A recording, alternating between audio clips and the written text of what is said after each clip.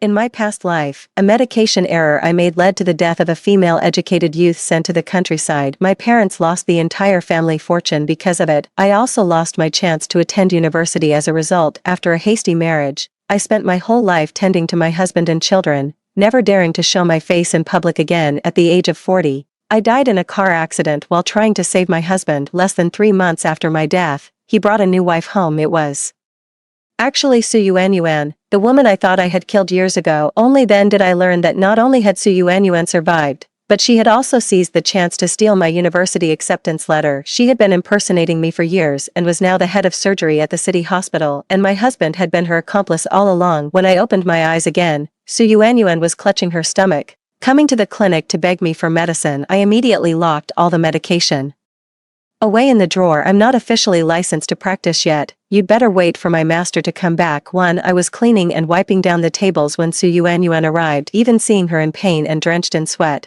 I just calmly took out a thermometer and asked her to take her temperature. In my previous life, I suspected Su Yuanyuan might have acute gastroenteritis. Due to the limited resources at the clinic, I only prescribed her anti-inflammatory medication and strongly advised her to go to the county hospital for a thorough examination as soon as possible. However, while I was fetching her hot water, she secretly took 2 packets of lime water and drank them. Later that very night, her abdominal pain intensified. By daybreak, she was taken to the hospital and diagnosed with an intestinal obstruction. Soon after, news of Su Yuanyuan's death reached us. Her parents caused a huge scene with a crowd, shouting that they would sue the village for reckless disregard for human life. Fearing bad publicity, the village authorities made me the scapegoat. Despite my parents begging everywhere for compensation, I was still given a disciplinary record, paraded through the streets, and subjected to public criticism. After that, I was stripped of my chance to return to the city. Back then, everyone called me a murderer behind my back. My parents couldn't bear the shock and passed away one after the other. Everyone avoided me like the plague. Only Su Bowen would occasionally lend me a helping hand. After he successfully entered university, he still often wrote letters to ask about my situation. 3 years later, when the country fully reopened, I finally got the chance to return to the city. That was when Su Bowen proposed to me. After I married him, I still wanted to retake the college entrance exams, but he said with my criminal record, no university would accept me. He told me I needed to face reality to keep me at home. He brought his ailing parents over for me to look after. I toiled away like a beast of burden at home for several more years, until I died in a car accident. Looking back on my past life, Su Bowen never had an ounce of genuine affection for me. To keep Su Yuanyuan's secret from being exposed, he was willing to sacrifice his own marriage just to trap me. And Su Yuanyuan not only stole my life by impersonating me, but also drove my parents to their deaths. After my death, not only did they feel no remorse, but they even raised a toast in celebration right in front of my portrait. That despicable pair. I wish I could plunge a knife into their chests to see if their hearts are black or red. Anya. Su Yuanyuan's urgent voice snapped me out of my thoughts. When I looked up, she was glaring at me with clear displeasure. She urged me to hurry up and get her the medicine. I just looked at her coldly and explained that I wasn't a certified village doctor yet, and my master forbade me from prescribing medication to patients on my own. I advised her that if she couldn't wait for my master to return, she could go directly to the county hospital. Perhaps my gaze was too icy, for Su Yuanyuan faltered for a moment before softening her tone, pleading with me that she was in too much pain to move. I suggested I could call someone from the village to help her. Seeing that I wasn't falling for it, Su Yuanyuan left with a look of disappointment, clutching her stomach. But as she stepped out the door, she tripped and fell, immediately bursting into loud sobs. Her sudden commotion startled me, but I didn't step forward to check on her or offer help. Instead, I walked around her and headed toward the main group. That's when Su Bowen, who had been hiding around the corner, rushed out. He stopped me and loudly demanded to know why I hadn't tried to save her. He threatened that if anything happened to Su Yuanyuan, I would be held fully responsible. Staring at the utterly hypocritical face before me, I suppressed the resentment in my heart and feigned a look of panicked confusion. I lied, claiming I had just been on my way to find help. Since he was here now, I suggested he help me carry Su Yuanyuan to the clinic first, so I could administer the proper treatment. Su Bowen, thinking I was taking the bait, swiftly scooped up Su Yuanyuan from the ground. Su Yuanyuan also stopped her crying. She said she probably had gastroenteritis and told me to get some anti-inflammatory pills for her to take. A couple of those might fix her right up. I played along with a compliant ahm-hum, but then, seizing the moment when they weren't looking, I turned and strode out of the clinic. Too, by the time they realized what had happened, I was long gone from the front of the clinic. From a distance, I could hear Su Yuanyuan complaining to Su Bowen that the plan hadn't worked. Su Bowen also wore a look of complete bewilderment. He said he hadn't expected it to turn out this way either. But it didn't matter. I could run, but I couldn't hide. They planned to go to my house and make a scene, but I never went home in the first place. The two of them were shouting for help all the way, only to find my house empty. Left with no choice, they asked around for my whereabouts, circled the entire village, and finally tracked me down at the educated youth outpost. Over an hour had already passed with all the back and forth. Su Bowen put down Su Yuanyuan from his back and, without even catching his breath, started accusing me of being irresponsible in my work. You just ran off and abandoned your patient. Do you have any sense of responsibility at all? Knowing he would say something like that, I pointed to the other educated youths lying on the bedboards, suffering from heatstroke and waiting for medicine, and explained that they were also my patients. There's an order to these things. I can't just abandon everyone else to focus solely on Su Yuanyuan. Su Bowen was momentarily speechless at my words, but then tried to argue that Su Yuanyuan's case was urgent and that I should be flexible and treat her first. While he was speaking, Su Yuanyuan started moaning in pain again. I took out a small notebook from my pocket, right in front of the educated youths. It clearly documented the time Su Yuanyuan came to see me for a consultation, along with the conversation between us. I showed it to the other educated youths, asking them to help judge the fairness of the situation. Upon learning that I had suggested sending Su Yuanyuan to the county town first thing in the morning, the others immediately looked at the two of them with some confusion. In the time it took them to come find me, she could have easily already been registered at the county hospital. If you're in such serious pain, why aren't you seeing a proper doctor instead of arguing with a mere apprentice like me? Su Yuanyuan, are you actually sick or not? Under the strange gazes of everyone present, I voiced my doubt. Su Yuanyuan flushed bright red instantly, saying I was accusing her of faking it without even being willing to examine her. She's going to report me to the party secretary. Su Bowen also said I've been apprenticing with the village doctor for nearly 2 years, so how could I not know how to treat it? He probably thinks I'm just refusing on purpose. I can't be bothered to argue with them. If they want to report me, so be it anyway. I have a proper job now. Even if the party secretary comes, I can justify myself. Su Bowen seemed to have caught on to this as well. With just a glance from him, Su Yuanyuan resumed her old tricks. She promptly collapsed right outside the educated youth's door and began thrashing about on the ground. Her cries grew louder and more piercing. This drew the attention of the villagers working nearby, who all came over to see what was happening right in front of everyone. The two of them recounted the story of how I had coldly refused to treat her. Su Yuanyuan was crying in pain the whole time, and some people, unable to bear it, started to blame me. It was at that moment that Su Yuanyuan suddenly said to everyone, Anya, is the reason you won't help me or prescribe medicine because of Su Bowen? I know you like him, and I've already explained to you that we're just classmates. The reason he's been spending time with me is because he wants to help me earn enough work points sooner. She said if I was refusing to prescribe her medicine out of jealousy, then my mindset was truly petty. At this time, everyone's internal ideological struggle was still intense. Su Yuanyuan's words were essentially throwing me to the wolves. No matter what I do today, it's going to be wrong. If I refuse to prescribe her medicine, it'll look petty, but if she has a bad reaction to something I prescribe later, people will definitely think I'm getting back at her. The party secretary rushed over when he heard and kept urging me to hurry up and prescribe the medicine for Su Yuanyuan. He said us young folks from the city are too emotional, and we shouldn't let personal feelings interfere with our work.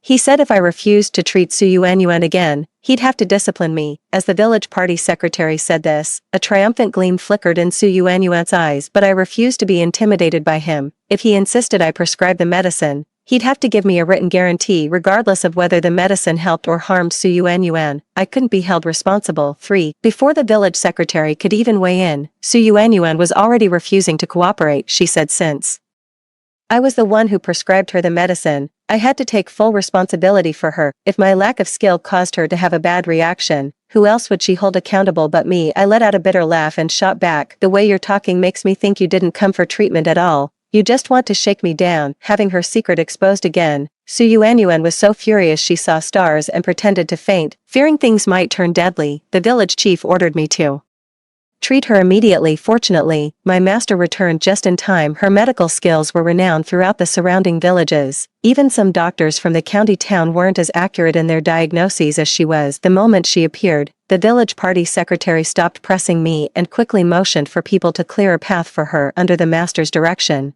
Everyone scrambled to lay Su Yuanyuan flat on the ground. As I assisted with the tasks at hand, I gave a detailed account of Su Yuanyuan's recent condition. The master nodded after hearing this, praised my keen observation, and added that Su Yuanyuan's symptoms might be somewhat complex, so it was correct that I hadn't hastily prescribed any medication. After that, the people around no longer looked at me with suspicion. However, Su Boan became visibly tense. Su Yuanyuan also showed signs of discomfort. She flinched away before the master's hand could even reach her wrist. He stammered that he urgently needed to use the restroom and would have to leave for now. As she spoke, she deliberately glanced in Su Boan's direction. The two of them exchanged meaningful looks, as if passing a secret signal. I knew they were worried their feigned illness would be exposed. However, the master, driven by a healer's compassion, paid no heed to her little scheme. Ignoring her protests, he firmly pressed her back down. He told her to try and bear it while reaching out to press on her abdomen. Su Yuanyuan cried out in pain, and the master's brow furrowed deeply. After asking her some details about her recent diet and bowel movements, he concluded she might have an intestinal obstruction or appendicitis, and urged her to get to the county hospital for treatment right away. This kind of illness can range from mild to serious, and there's a chance she might even need surgery. Su Yuanyuan, however, was unconvinced. She laughed it off,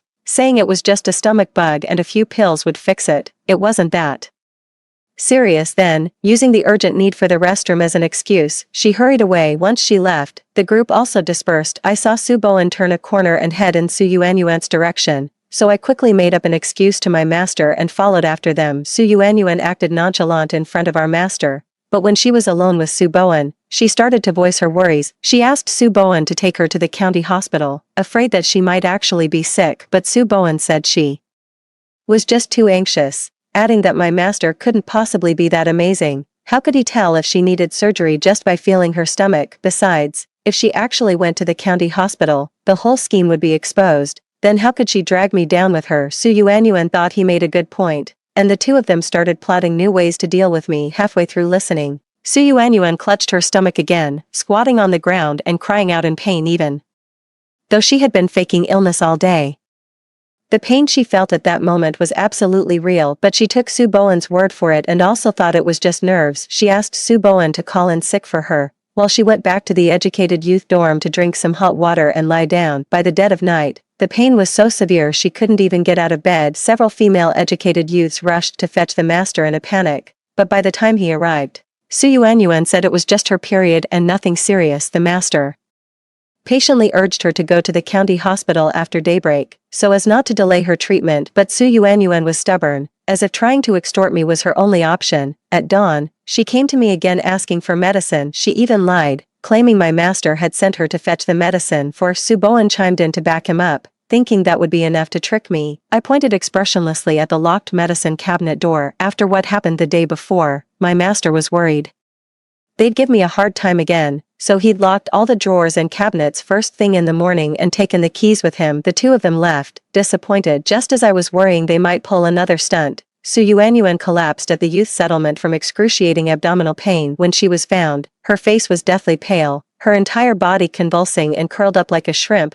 Everyone scrambled to carry her to the clinic, but my master and I didn't dare take any rash action. The party branch secretary had no choice but to arrange for someone to take her to the county hospital. Su Boan volunteered to come along. Just as the party secretary nodded in agreement, he suddenly looked at me. He said that as a man, it wasn't appropriate for him to care for Su Yuanyuan, but since I was both a woman and had medical knowledge, I was the most suitable person to look after the patient. The party secretary went along with his suggestion without a second thought. I felt a surge of anger and publicly contradicted the party secretary once again. I refuse. My tone was firm and level. It's true I studied medicine, but I have no relation to Su Yuanyuan whatsoever. There's no reason for me to take care of her. My position remains the same. If the party secretary insists on sending me, fine, but he must provide me with an official document. Whether Su Yuanyuan lives or dies at the hospital is none of my business. Seeing the party secretary's grim expression, Su Boan seized the chance to pin a political label on me, accusing me of being divisive and confrontational, of disobeying orders, and of repeatedly showing disrespect to the party secretary. He wanted to incite the party secretary to force me into compliance. Once I went along,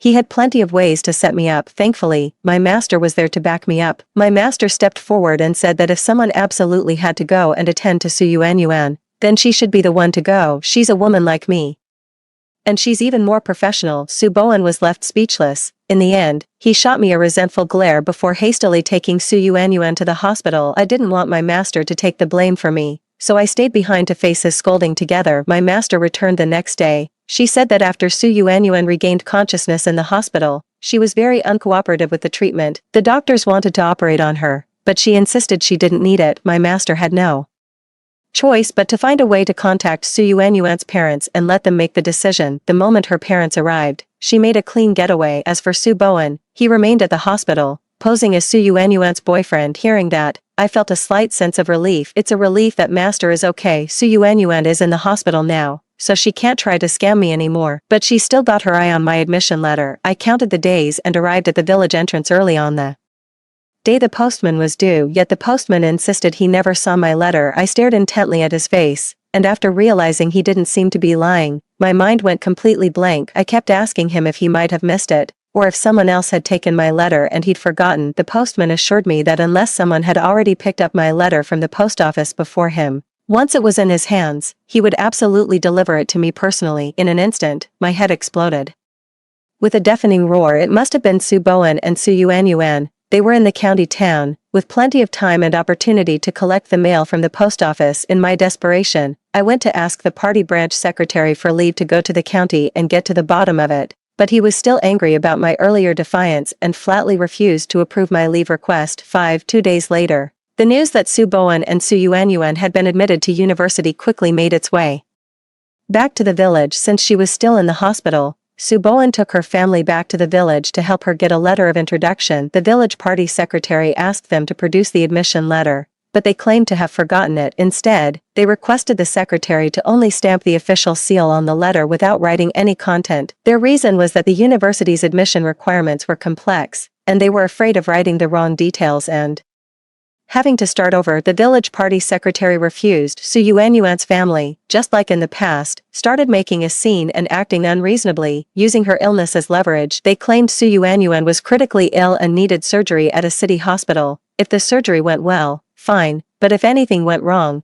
it would all be the village's fault for the delay. The secretary was livid, his face ashen. I found an excuse to knock and enter, suggesting to him that even if we didn't write the full details, we should at least put Su Yuanyuan's name down. If they take it and just write someone else's name on it, our village will bear even greater responsibility. As Su Yuanyuan's family left with the letter of introduction, each of them glared at me as if I were their mortal enemy. I became even more convinced that Su Yuanyuan had already gotten hold of the admission notice. Even if I returned to the city now, it would be pointless. There was still over a month before school registration, right in the middle of the wheat harvest season. Using memories from my past life, I helped the village successfully avoid the storm's devastation and saved the entire harvest. The village party secretary was even more grateful to me and never brought up our past disagreements again. When the quota for returning to the city was announced, the secretary was the first to sign, stamp, and issue my letter of introduction. After a smooth return to the city, I went straight home to reunite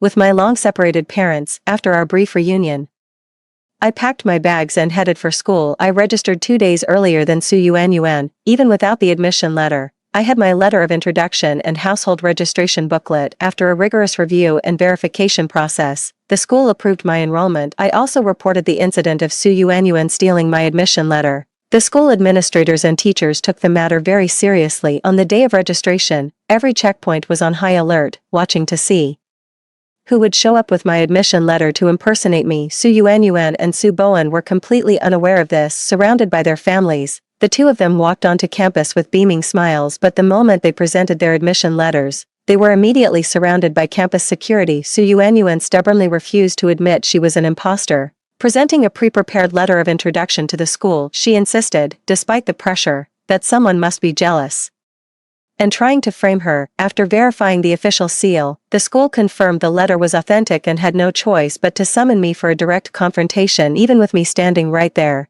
Su Yuanyuan still insisted she was in Ye and that I was the fraud. With Su Bowen corroborating the story from the sidelines, the school officials were momentarily confused. I then stepped forward, took Su Yuanyuan's letter of introduction, and pointed to the spot where the name Anya was written, asking the school staff to examine it closely. Sure enough, everyone noticed something was off. A teacher fetched a thermos flask and held the paper over the steam from its mouth for a moment. After the steaming mist had dampened the paper, I gently peeled back the thin layer of rice paper, and there, written clearly beneath, were the three characters for Su Yuanyuan. Even after being exposed for forging and altering the letter of introduction, Su Yuanyuan still refused to admit she was an imposter.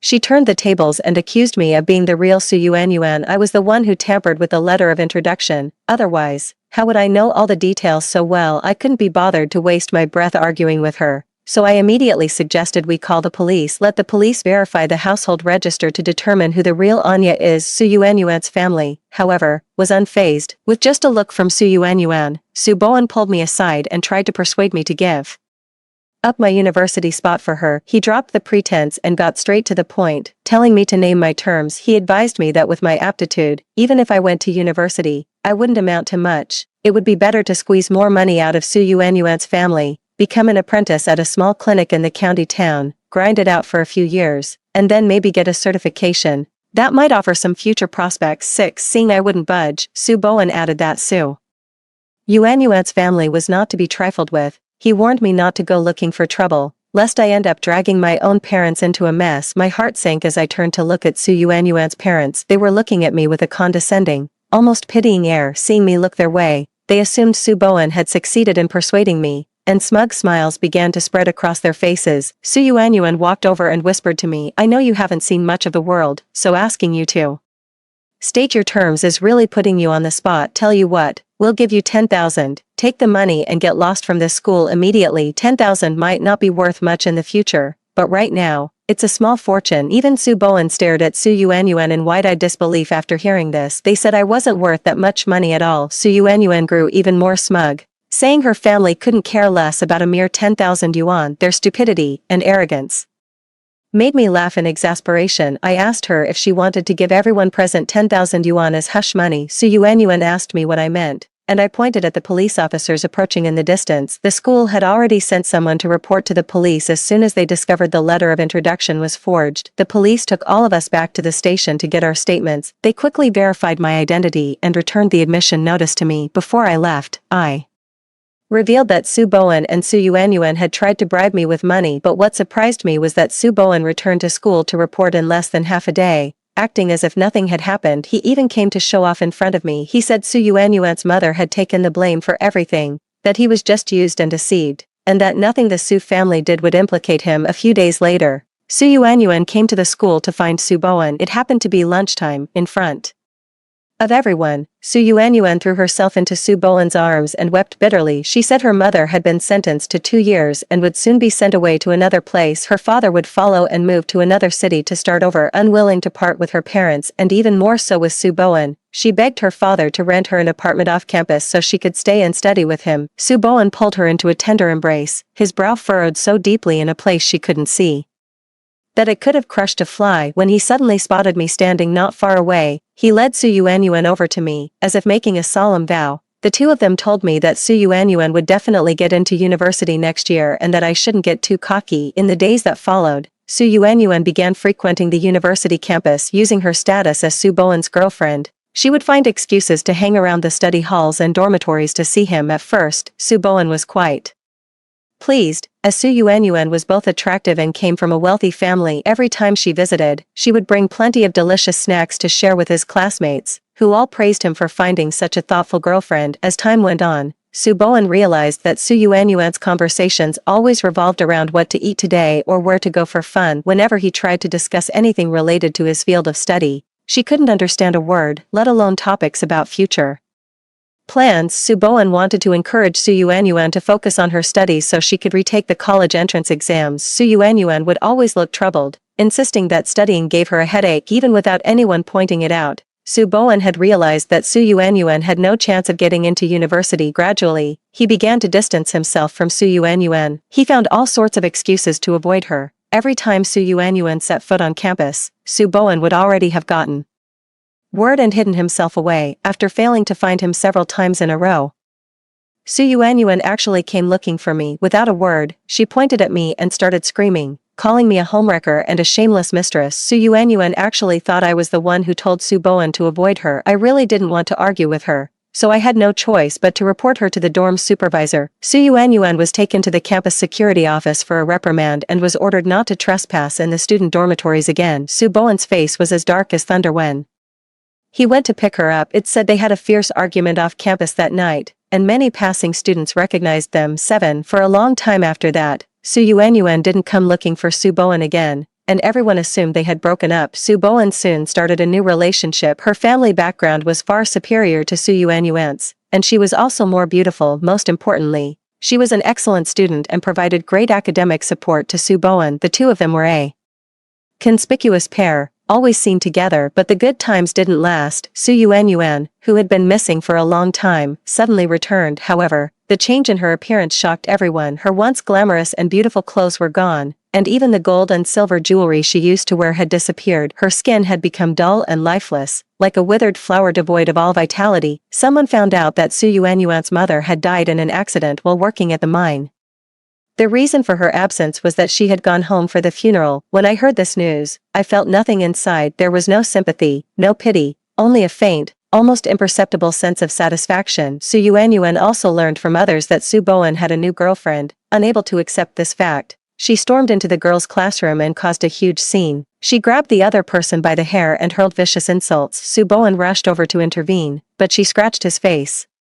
Furious, Su Bowen slapped her and called her a shrew. Perhaps having never suffered such humiliation before, Su Yuanyuan burst into loud sobs in front of everyone. She claimed she had given Su Bowen everything, even carried his child, so he had to take responsibility and be faithful only to her. The matter quickly reached the school administration. Su Bowen was disciplined, and his girlfriend broke up with him. Su Bowen was utterly infuriated with Su Yuanyuan, but no matter how harshly he cursed at Su Yuanyuan, she clung to him and wouldn't let go. She threatened Su Bowen by brandishing her past miscarriage medical records, saying she would report him to the Education Bureau and have him expelled from the school. Su Bowen had no choice but to give in. A girl in our dorm was dating one of Su Bowen's roommates. She told us that Su Bowen once got drunk and complained to his roommates, calling Su Yuanyuan a complete lunatic. Su Bowen couldn't even think about finding another girlfriend. If he so much as spoke to another girl, she would throw a massive fit. Their arguments had escalated from bickering to physical fights, which had become a regular occurrence. Su Bowen often had scratch marks on his face and arms. Once, he came to class with a bite mark on his chin and was mocked by his classmates for a long time. These incidents had become a source of amusement for his classmates during their casual conversations. Su Bowen had been quite smug when he first enrolled, but now he had become utterly dejected and listless. Whenever I ran into him on campus, he always wore a numb, vacant expression. But just after the new year, Su Bowen and Su Yuanyuan suddenly adopted a completely different demeanor. They were positively glowing, as if they'd won the lottery, and began flaunting their relationship all over campus again. Su Bowen even filed an application to move off campus and live with Su Yuanyuan. The two of them were all lovey-dovey, more like a pair of newlyweds. I couldn't help but wonder what had happened between them. After asking around, I found out that Su Yuanyuan's father had leased another coal mine, and rumor had it the money he made could buy an entire building. Su Yuanyuan and Su Bowen promised that as soon as they got married, her father would give them several $100,000 for a down payment on a house. Some classmates teased Su Bowen about becoming a live-in son-in-law. He smiled on the surface, but his eyes held a cold glint. After all, Su Bowen and I were husband and wife for a lifetime, so I understand exactly how he's feeling right now. Su Bowen is a chauvinist to the core. He would absolutely hate being called a gold digger. His current compromise is most likely because he's being pressured by Su Yuanyuan's loaded father, but Su Yuanyuan is completely oblivious, constantly bragging about how rich her dad is. I took Su Bowen to the city's new upscale mall to buy new leather shoes and an alligator skin belt. I thought that would be enough to win his heart. 8. The upheaval happened in June. Su Yuanyuan's father was involved in an accident at his coal mine. He was taken away and detained by the police, and all the funds in his accounts were frozen. Word spread that her father was highly likely to be sentenced, and he wouldn't be getting out for at least 10 years. Worried about her father, Su Yuanyuan pleaded with Su Bowen to go back with her to figure something out. Su Bowen, however, refused, citing his final exams as the reason. Su Yuanyuan threw a fit in the rental apartment, calling Su Bowen heartless. Su Bowen, believing the rumors, thought Su Yuanyuan's family was about to collapse and that she had lost her backing. He decisively broke up with her on the spot. Su Yuanyuan refused to accept it and even tried to blackmail him with past events. Su Bowen's long-suppressed rage suddenly erupted, and he beat her severely. According to those in the know, Su Yuanyuan was bedridden for 3 whole days, unable to get up. Once her injuries had healed somewhat, she dragged her suitcase away on her own. Su Bowen quickly terminated his lease and moved back to live on campus. Su Yuanyuan vanished from everyone's sight once again, as if she had evaporated into thin air. After the start of his sophomore year, Soo Boen cycled through one girlfriend after another. Everyone was whispering behind his back that the money he used to chase girls was swindled from Soo Yuan, but he had long stopped caring about such gossip, living only for his own pleasure. As the semester drew to a close, Soo Boen took his new girlfriend home to meet the parents, and they began discussing marriage, thinking about how, in my past life, he trapped me for a lifetime with his false affections, all for Soo Yuan's sake. I simply couldn't bear to see him sail through life so smoothly. I managed to find out about Soo Yuan's current situation through various channels. After learning her father had just been bailed out, I had someone pose as Soo Boen's classmate and tell her everything. After all Soo Yuan had sacrificed for Soo Boen, she was even less likely to stand by and watch him find happiness with someone else. On the day of Soo Boen's engagement, Soo Yuan and her father showed up to cause a scene. Her father brought a bunch of miners from the coal pits, each one burly and intimidating. Even without lifting a finger,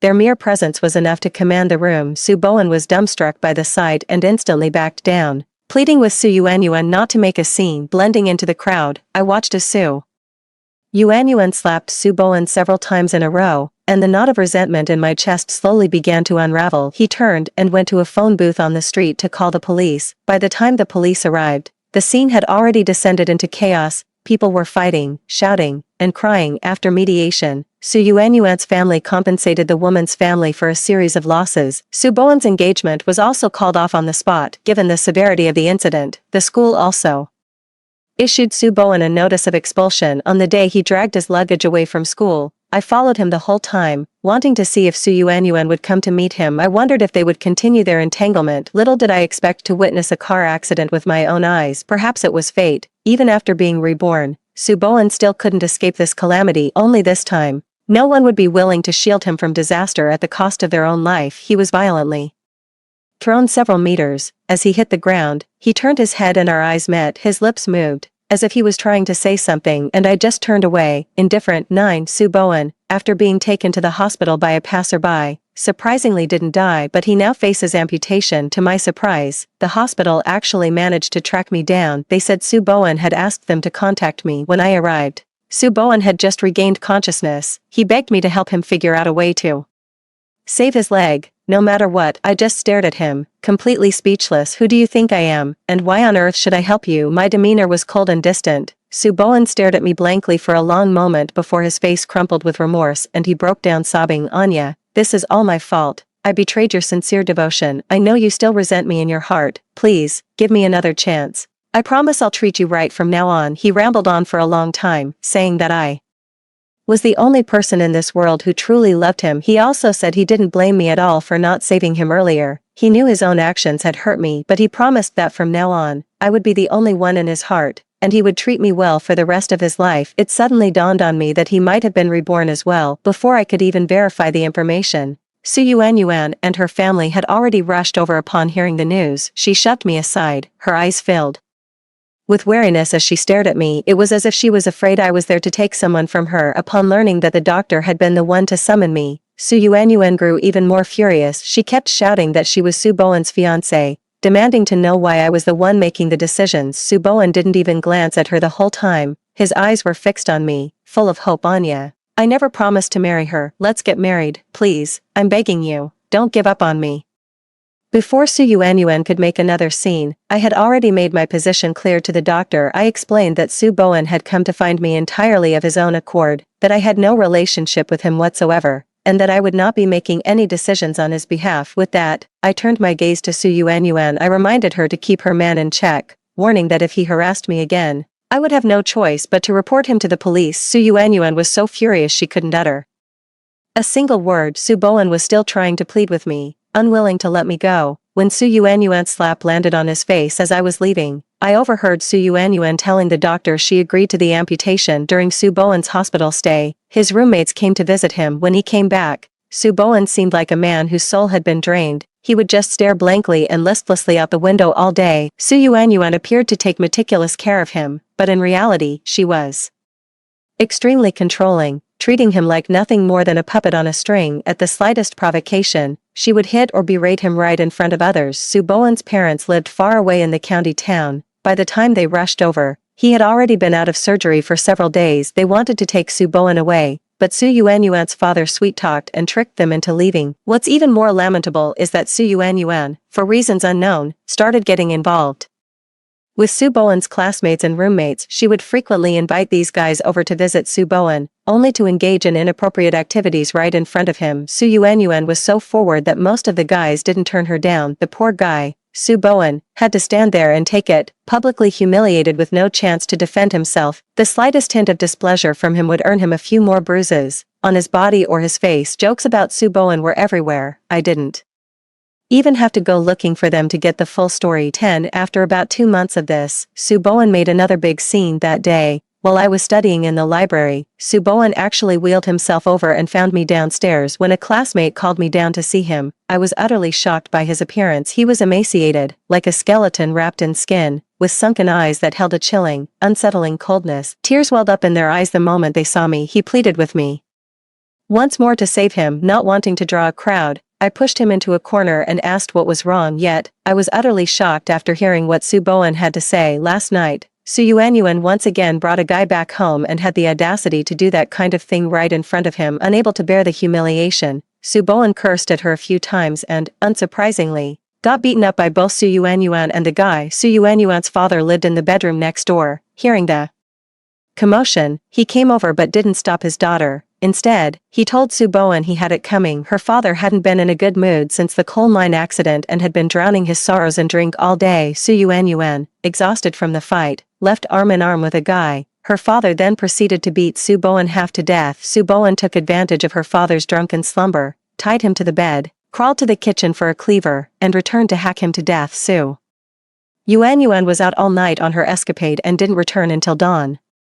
Immediately greeted by the thick, metallic scent of blood upon entering, the gruesome sight of her father on the bed made her legs buckle in terror on the spot. Su Bowen may be crippled in the legs, but he's still a man, with plenty of strength in his arms and hands. With that one swing of his blade, any chance for Su Yuanyuan to struggle or escape was gone. After finishing his entire account, Su Bowen looked at me with an expectant face. Anya, in our past life, it was all because of that bitch Su Yuanyuan that you were harmed. I've avenged you. Now, will you help me get off the hook? He said he would take me back to the scene and begged me to take the fall for him. Seeing the madness turning in Su Bowen's eyes, a chill ran down my spine. I stammered that I would help him. Then I pushed him, step by step, out of the campus. As we neared the school gate, I suddenly yanked the wheelchair over and started screaming about a murderer. The students around us quickly scattered, and the security guard rushed out. Su Bowen was sprawled awkwardly on the ground, the bloody kitchen knife he had hidden in his clothes clattering beside him. He glared up at me with pure hatred. He asked me when I first realized he wanted to kill me. I silently stepped back, offering no reply to his words. Someone called the police, and I recounted exactly what Su Bowen had said to me. The police quickly arrived at Su Yuanyuan and Su Bowen's residence. The scene was utterly horrific. Su Yuanyuan's father was slashed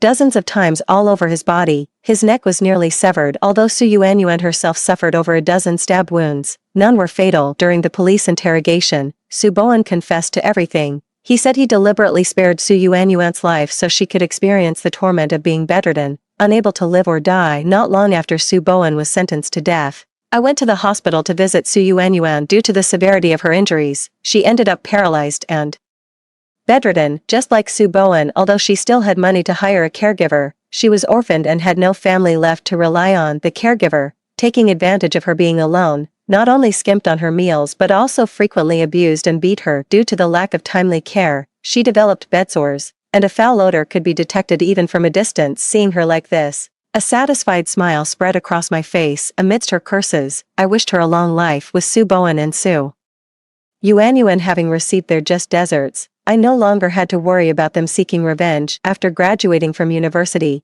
I returned to work at the county hospital. In this life, I had finally realized my dream. In my spare time, I accompany my parents shopping for groceries, cooking, and visiting malls, doing my best to make up for the regrets of my past life. END Story 2. I secured $300 million in revenue for the company. My CEO husband, overjoyed, said he'd buy me a watch. He then pulled out a marker and drew a cartoon watch on my wrist. Honey, the company suffered heavy losses this year. I'll make it up to you with a real watch next year. But then, I saw on my female assistant's social media that my husband had boldly outbid everyone to win a limited edition watch worth $100 million for her, with the caption, "Someone who truly loves you will give you a one-of-a-kind kind of affection." So it wasn't that the company was broke, it was that I wasn't worthy, I quietly gave it a like without making a fuss. The female assistant's social media feed was instantly flooded. Shortly after, my husband called in a panic. Honey, don't get the wrong idea. I only bought her a gift to motivate the staff to work harder. If you undo the like and help clear things up, I promise we can try for a baby together this year. Okay, but his promises are too grand. I'm done falling for them. Don't bother. Let's get a divorce, comma. As soon as the words were out, my husband, Lu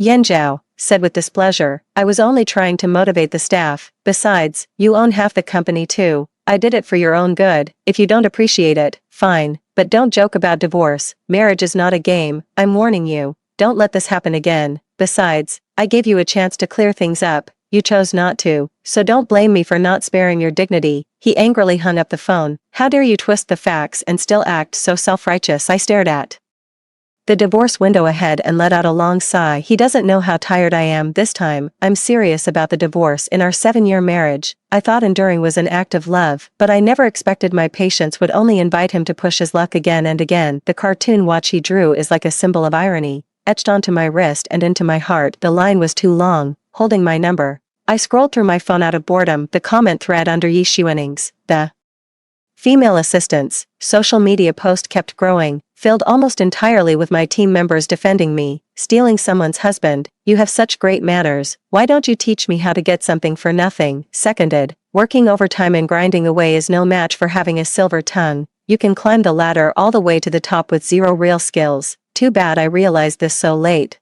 There's no end to this kind of passive-aggressive sarcasm. No wonder Lu Yanzhao couldn't resist calling to threaten me, forcing me to clear things up. So it turns out his sweetheart got her feelings hurt. So how did everyone manage to get under Yi Xuaning's skin? They just repeated what Yi Xuaning had done. Everyone was just telling the truth. Apart from her good looks, Yi Xuaning is utterly useless. Yet, Lu Yanzhao chose her over graduates from Tsinghua and Peking University, making an exception to hire a vocational college graduate. Although those top-tier graduates might not have actually stayed to work, they were probably just using us to practice their interview skills. But hiring someone with only a vocational college background was truly unprecedented for the company. Rumors swirled around the office at the time, and many people were unhappy. I went to ask him why. He looked at me with an accusatory gaze. Honey, I thought you'd understand me, but it turns out you're just as biased about academic credentials as those other people. I believe we should treat all job applicants equally and give young people a chance. For our company, some other qualities might be more important than just having an impressive degree. He didn't specify what the other things were, but at the time, there was no bad blood between us, so I trusted him completely. He was being vague, and I naturally interpreted it in the most reasonable way. I assumed that by other things,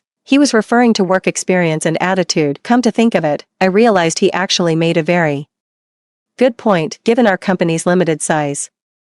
It's better to hire people with highly relevant work experience rather than those with impressive academic credentials. They can hit the ground running, saving us the costs and time associated with training, making them far more cost-effective. I felt utterly ashamed at the time and immediately instructed HR that we should judge candidates by their abilities, not their origins. From then on, we could relax the academic requirements and focus primarily on work experience. As a result, HR hired a graduate from an obscure university, and Lu Yanzhao spent the entire afternoon giving him a severe dressing down. Is our company a dumpster? Are we just letting anyone from any school in? If you can't even handle something as basic as hiring, then get the hell out of my sight. So his so-called equal treatment was only reserved for Yi Xuaning. So the other qualities he mentioned to me weren't about relevant work experience, but a pretty face. How laughable that I actually took his words as a normal professional consideration. Just as I was thinking, my team members sent messages to console me. Don't be upset, boss, we got some payback for you. Seeing the screen flooded with silly memes, my pent-up frustration eased a little. I was just about to tell them not to go too far, but then, Lu Yanzhao's disciplinary notice popped up in the workgroup chat. Any employee caught slacking off on their phone during work hours will have their salary halved, lose all performance bonuses, and be fired on the spot if it happens again. The moment I saw the published list of penalized staff, I let out a bitter laugh. Every single employee who liked or left a congratulatory comment for Yi Xuaning got off scot-free. Every single person who got fined was a member of my team. Instantly, my phone blew up. It was all the sound of my team members' disgruntled complaints. Lu Yanzhao is going too far. This isn't about punishing us, it's clearly targeting our boss. Sister Gu, have you ever thought about quitting and going solo? wherever you go, we'll follow. Seeing them so indignant and upset made me feel terrible too. After 7 years of marriage, he knew me well. I'm fiercely protective of my own and value loyalty above all, so whenever I did something that displeased him, he'd take it out on my team members, either by blocking their proposals or finding petty excuses to dock their pay. He won't even consider approving the proposal or retracting the pay docking notice until I go and apologize to him, even though the money was almost never actually docked. The whole thing was still pretty sickening. As one team member put it, even though we didn't actually lose any pay, it feels like we owe a bunch of favors for money that was rightfully ours for doing our normal jobs. I already feel terrible for letting down my colleagues who fought alongside me. I can't drag everyone else down with me. I put up with him time and again, but I'm not taking it anymore. I made a phone call. The person on the other end immediately exclaimed with delight, "Sis-goo, you finally come around and decided to join us. A huge welcome. I'd like to add one more condition. Please, go ahead, don't say 1, 10, 100, it's all fine, just name it. I'd like to bring my team members with me." The other side was overjoyed. "Perfect. I'll draft the contract right away. Everyone's salary and commission will be double, no, triple. What your company offers. Our team has always been top in performance, but because of me, we've hit one wall after another. It even became a bargaining chip for Lu Yanjiao to use against me from now on. That ends only after I've taken care of everything else. Will it finally be my turn?" I handed over the divorce papers. 7 years have passed, and Lu Yanjiao seems to have forgotten that year, when we were most in love. We insisted on leaving each other an escape route. If we ever treated each other poorly, either of us could walk away at any time. Back then, I thought Lu Yanjiao was just being paranoid, convinced we'd never actually need to use this agreement. Little did I know, I would end up needing it after all. "Ma'am, we need to establish that your marital relationship has broken down irretrievably before we can proceed with the divorce." Frowning, I picked up the phone to call Lu Yanjiao. He kept hanging up and refused to answer. 10 minutes passed, and the couples in line began to look displeased. Even the staff were starting to look a bit weary from the wait. I had no choice but to open Yi Xuaning's moments. Just as I expected, Lu Yanjiao was at Yi Xuaning's place, wearing an apron and busy cooking for her. I pulled out the screenshots of his social media posts again, showing the extravagant gifts he had splurged on for Yi Xuaning. The staff member looked at me with pity and stopped giving me a hard time. "You can come pick up the divorce certificate tomorrow. Thank you." I breathed a sigh of relief and walked out. It was then that Lu Yanjiao's call finally came through. Chapter 2. "So now you're in a hurry. I tried to talk sense into you, but you wouldn't listen. I'm too angry right now. Nothing you say will make a difference. I have work tonight, so I won't be coming home. You should take this time to think hard about what you did wrong." I raised an eyebrow. "In a hurry, my ass. Once the divorce is finalized,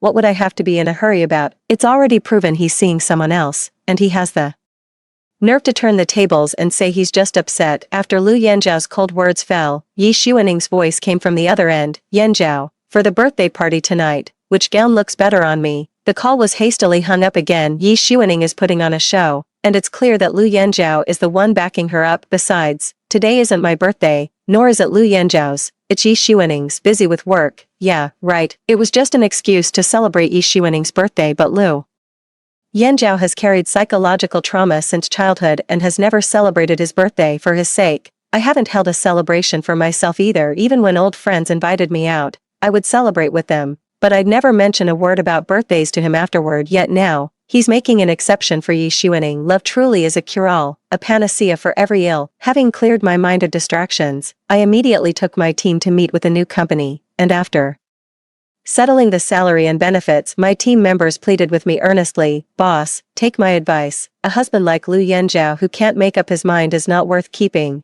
I gave a bitter smile. I remember when we first met, he stood before me in a checkered shirt, too nervous to even speak. Now, he lies through his teeth, hurting me over and over again. The way he is now, haven't I spoiled him into becoming this? In the beginning, I loved him deeply. No matter what mistakes he made, a little sweet talk from him was enough for me to let it go.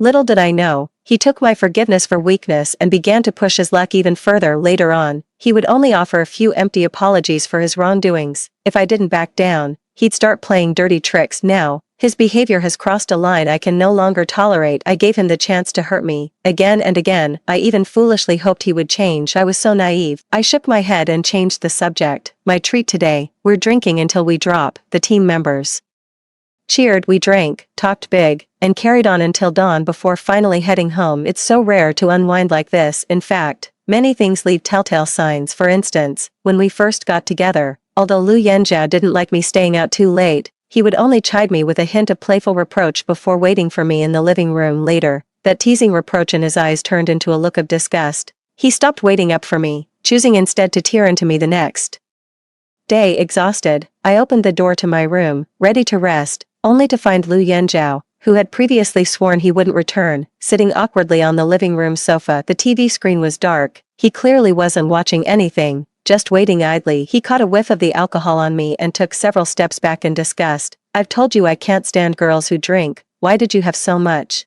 Are my words just going in one ear and out the other? Hearing that, I just smiled. Oh, really? You've said so many things to me. Which one am I supposed to remember? I remember you said you had work tonight, so, helping Yi Xuaning pick an outfit for her birthday party, that's work too. Lu Yanzhao looked at me, stunned, as if he hadn't expected me to blow up. I was just giving her some advice. By the time he finished the sentence, his voice had lost its conviction. I looked at him with a cold sneer. I used to hold Lu Yanzhao's opinions in high regard. He said drinking was bad, so I avoided it unless absolutely necessary. He didn't want me coming home too late, so I'd always text him to check in whenever I was out late. I respected him in every way. But what about him? Not long ago, I received a provocative video sent by Yi Xuaning, drunk and looking pitiful. She said, "I'm sorry, Yanzhao. I know you don't like people who drink. I won't do it again." Lu Yanzhao cupped her face in his hands. "Silly, you can drink if you want. It's not the alcohol I dislike, it's people who drink too much and get sick. I can't be bothered to take care of that." Yi Xuaning looked at him with deep gratitude, but then her face suddenly paled and she began to retch in a split second. He instinctively reached out and caught her vomit in his hands, preventing it from soiling her loungewear. "That's disgusting," Yi Xuaning cried out anxiously. Lu Yanzhao frowned, his expression blank as he wiped his hands dry with a tissue. "Your health is what matters most. If it's you, I don't mind." Lost in my memories, Lu Yanzhao walked up and reached out to touch my forehead. "Are you feeling unwell?" His movements were gentle, just like when we had first gotten together, and he would wait for me in the living room whenever I came home late. But then I remembered how he had taken care of Yi Xuaning before, even catching her vomit in his hands. A wave of nausea hit me. I quickly slapped his hand away and rushed to the bathroom. Retching, after cleaning myself up, I finally stepped out of the bathroom. "I thought you weren't coming back." Lu Yanzhao tossed a blanket at me, clearly annoyed. "It's because I was worried about you being home alone. Look at you, off having a grand old time by yourself without so much as a phone call. And after I went to the trouble of bringing your favorite dish, I used to worry about his safety even when we fought. If an hour went by without contact, I'd check in on his whereabouts. But this time, it's been a full day without a reply from him. He must have come home because he sensed something was wrong." Looking at the food he packed, it really was all my favorite dishes, but I didn't touch any of it. He was busy celebrating Yi Xuaning's birthday. When would he have had time to buy food for me? Could this be leftovers from him and Yi Xuaning? At that thought, another wave of nausea washed over me. Chapter 3. I didn't touch my chopsticks. Slap me,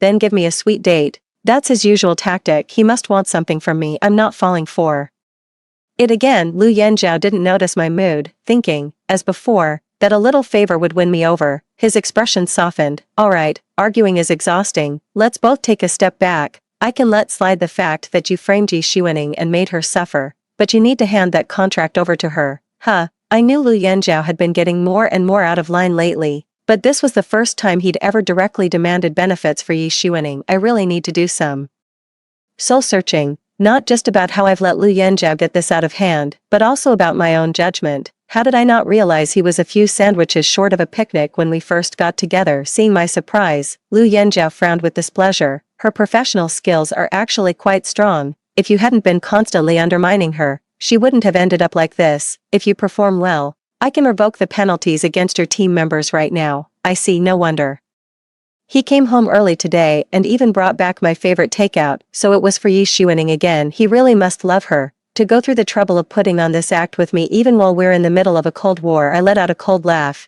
"You're so concerned about her, aren't you? You say I made her suffer. How exactly did I do that? Wasn't it her own choice to post it on social media for everyone to see? Did I hold a knife to her throat and force her to post it?" And about the punishment for our team members, let's not mince words here. Let's stop pretending to be clueless. You know perfectly well whether they were actually punished for making a mistake, or simply because they offended Yi Xuaning. You're a master at creating leverage out of thin air. They did nothing wrong, yet you fine them first, then cancel the fine. after all that fuss, you walk away with a heap of goodwill. You might as well go into e-commerce. Just raise prices and then slash them every day, eh?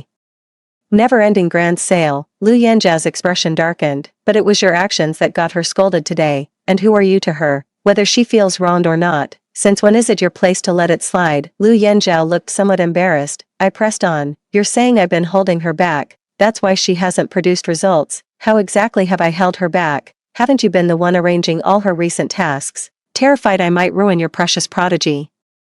Are you, as the boss, really so threatened by talent that you'd stoop to colluding with me to suppress a newcomer? Lu Yanjiao was left speechless by my retort and simply abandoned reason. Will you ever stop? I say one thing, and you come back with three. I've been speaking to you civilly. Can't you just do me this one favor and help her out? Don't forget, whether the penalties against your team members are rescinded is still up to me. His tone shifted, taking on a threatening edge. I almost laughed out loud. He's developed a real habit of threatening me, but we're all set to bail as a group, does he? Really think he can still use that to threaten me? Then it hit me. I'm about to leave. What does it matter to me what happens to the company? The fact that I'm not actively sabotaging him already makes me a saint. Why on earth should I care if his decisions are sound or if they'll cost the company? Let him fly free. Fine. Lu Yanjiao's lips curved into a smile, unsurprised by my capitulation. After all, this scene played out all too often. Next time, think about the consequences before you act. If it weren't for your petty, vindictive likes and for egging the team on to bully her, we wouldn't be in this mess. Forget it. What's done is done. Just go and handle the handover now. Great. Just great. After thoroughly disgusting me, he goes ahead and forgives me. I cut him off with a smile. Don't celebrate too soon. If you want my business, how can some trumped-up bargaining chip possibly be enough? Lu Yanjiao's smile froze as he asked impatiently, what else do you want? I pointed at the computer and said, let's draft another agreement. We should first outline how to divide our assets after the divorce. Don't worry, I'm not being greedy. All our assets are marital property we built together, and I only want half. You can just buy out my shares at a discounted price. As for the other real estate, you can keep it by paying the market value. Lu Yanjiao flew into a rage. Are you deliberately trying to provoke me? Why on earth are we discussing the division of assets? After a divorce when everything is perfectly fine. Chapter 4, one of us must be out of our mind. He's already buying Yi Xuaning expensive gifts and celebrating her birthday with her. Who knows what other outrageous things he's been doing behind my back, and he calls this perfectly fine. What exactly is his definition of perfectly fine? If this is perfectly fine, then what qualifies as not fine? Do I need to witness the hat dyeing incident live for it to count? I replied with a cold expression. If you insist we're perfectly fine, then what are you afraid of? It's just an agreement that will never be used, and the terms aren't harsh. What's stopping you from signing it? He faltered. At a loss for how to retort, I sneered inwardly. Those who play the fool often end up deceiving themselves, but when their own interests are truly on the line, their subconscious nudges them toward hesitation. I didn't say a word either, letting the silence hang. After all, he was the one in need of a favor, not me. After a long pause, Lu Yanjiao finally asked me with a frown, why are you so insistent on signing this? I looked at him and said, didn't you say you two were just colleagues? If that's the case, then you need to give me some sense of security, don't you? If you can't show me any kind of guarantee, why should I believe what you say? Lu Yanjiao seemed about to argue back, but I cut him off immediately. Save the excuses. It's a fact that you have a double standard when it comes to me versus Yi Xuaning. So, are you going to give me some kind of assurance, or are you going to properly explain some of your actions? For example, you once said you have a hang-up about birthdays, because on one of your childhood birthdays, it was discovered that your father, while on a business trip to France, had developed a relationship with another woman that went beyond friendship. You said you have a psychological aversion to every element of that incident. That's why I never mention France, never bring up fathers, and never celebrate birthdays around you. But how is it that Yi Xuaning can not only bring these things up, but also get you to celebrate her birthday with her? I'm rarely this aggressive. Lu Yanjiao felt a pang of guilt. It's just a show of concern for the staff, a social obligation, that's all. He didn't even sound convinced by his own words. I couldn't help but laugh at such a flimsy excuse. A social obligation. I thought you had such severe psychological trauma about these things. It's practically a trigger for you. How can you handle social obligations so easily? I remember last year on our anniversary, I bought you a white suit. You immediately complained there was too much white, saying it reminded you of the French flag. Then you started yelling about how I didn't care enough, how I'd forgotten about your trauma, had a huge fight, and just stormed out. If your trauma was really that severe, how did you get over it so quickly in just 6 months? Or was it never that bad to begin with? Were you just making excuses to leave and go meet someone else? When that whole anniversary incident happened last year, his outburst left me completely stunned. I actually felt pretty guilty at the time, thinking I really hadn't been attentive enough, and that's why I hadn't considered things more carefully. I even went out of my way afterwards to buy his favorite tie and some macarons to apologize. He forgave me quickly and even made plans with me to have dinner the next night to make up for our missed anniversary. It wasn't until Yi Xuaning sent me that provocative message today that I realized he wasn't actually angry. He was just looking for an excuse to blow up so he could leave me and go be with her. I let out a self-mocking laugh. What a ridiculous excuse he managed to come up with. What's even more ridiculous is that I actually believed it at the time. It's absurd when you think about it. If his condition was truly that severe, how could that short female secretary have worked by his side for so long on our wedding anniversary? He chose to spend his time with another woman to be with her. He even concocted this ridiculous excuse and pinned the blame on me. It's utterly laughable. Seeing my strange expression, Lu Yanzhao grew even more guilty. Perfect. Since his infidelity is already a fact,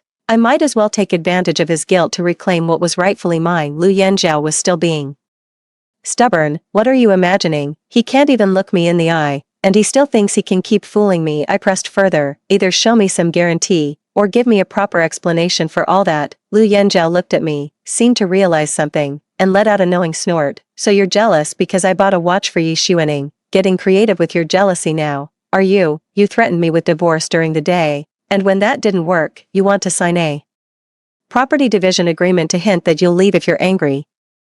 You're so jealous, aren't you? I couldn't help but chuckle. He's really full of himself, but that's fine. It saves me the trouble of trying to convince him. I asked, enough already. Are you going to sign it or not? Or would you rather explain each and every one of those business dinners to me first? With those kinds of things, you can sometimes muddle through by being deliberately difficult and confusing. If he had to explain it seriously, of course he wouldn't be able to make it clear. He hesitated for a moment, then adopted a tone of resigned indulgence. All right, I give up. I'll sign it. Are you happy now? My mood finally began to lift a little. The property division is finally settled. It saves me from having to argue with him in the future. What a relief. With the computer and printer all set up at home, the agreement was drafted quickly. Lu Yanzhao glanced at me and signed his name without a second thought. I felt a wave of relief, signed my own name, and carefully put away one copy of the agreement. Watching me carefully tuck it away, Lu Yanzhao felt a sudden pang of irritation. Fine, have it your way. Now you can help Yi Xuaning out and give her the contract. Right. I fished my employee badge from my pocket and tossed it in front of him with a laugh. A single contract isn't enough. She can have my job too. Chapter 5. Lu Yanzhao was taken aback. What do you mean by that?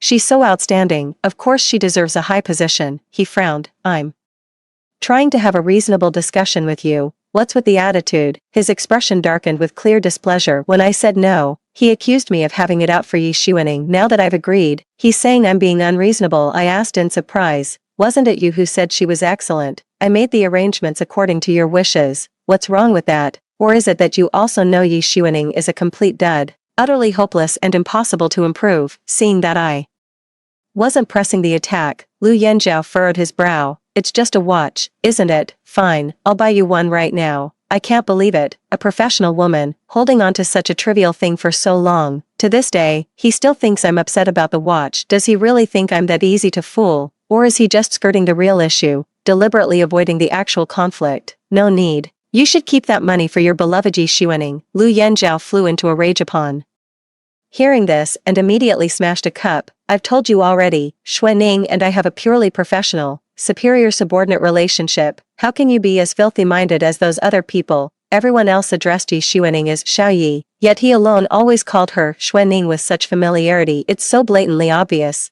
and you still try to lie to me. Whether it's true or not, you know the answer. Lu Yanzhao's face turned ashen. If that's what you think, then wipe off the watch I drew for you. I drew it myself, and you don't deserve to wear it. He grabbed my hand and started to push up my sleeve. I couldn't help but let out a sharp shriek and quickly pulled myself free. He thought I was reluctant to part with the watch he'd drawn on my wrist himself, and he looked at me smugly with his arms crossed. In reality, I just didn't want to touch the hand he'd used to catch someone's vomit. I rolled up my own sleeve and showed him my wrist. The watch he drew on my wrist vanished long ago. My skin is clean, not a trace of ink remains. You don't have to remind me. That worthless thing. I wiped it off ages ago. Lu Yanjiao stood frozen for a long moment, looking at me with heartbreak in his eyes. I let out a dry laugh and was about to turn and leave when Lu Yanjiao suddenly burst into tears. He grabbed my shoulders and shook me, crying, "You bastard." I let out another sharp shriek and quickly dodged to the side. "Just talk. Keep your hands to yourself." He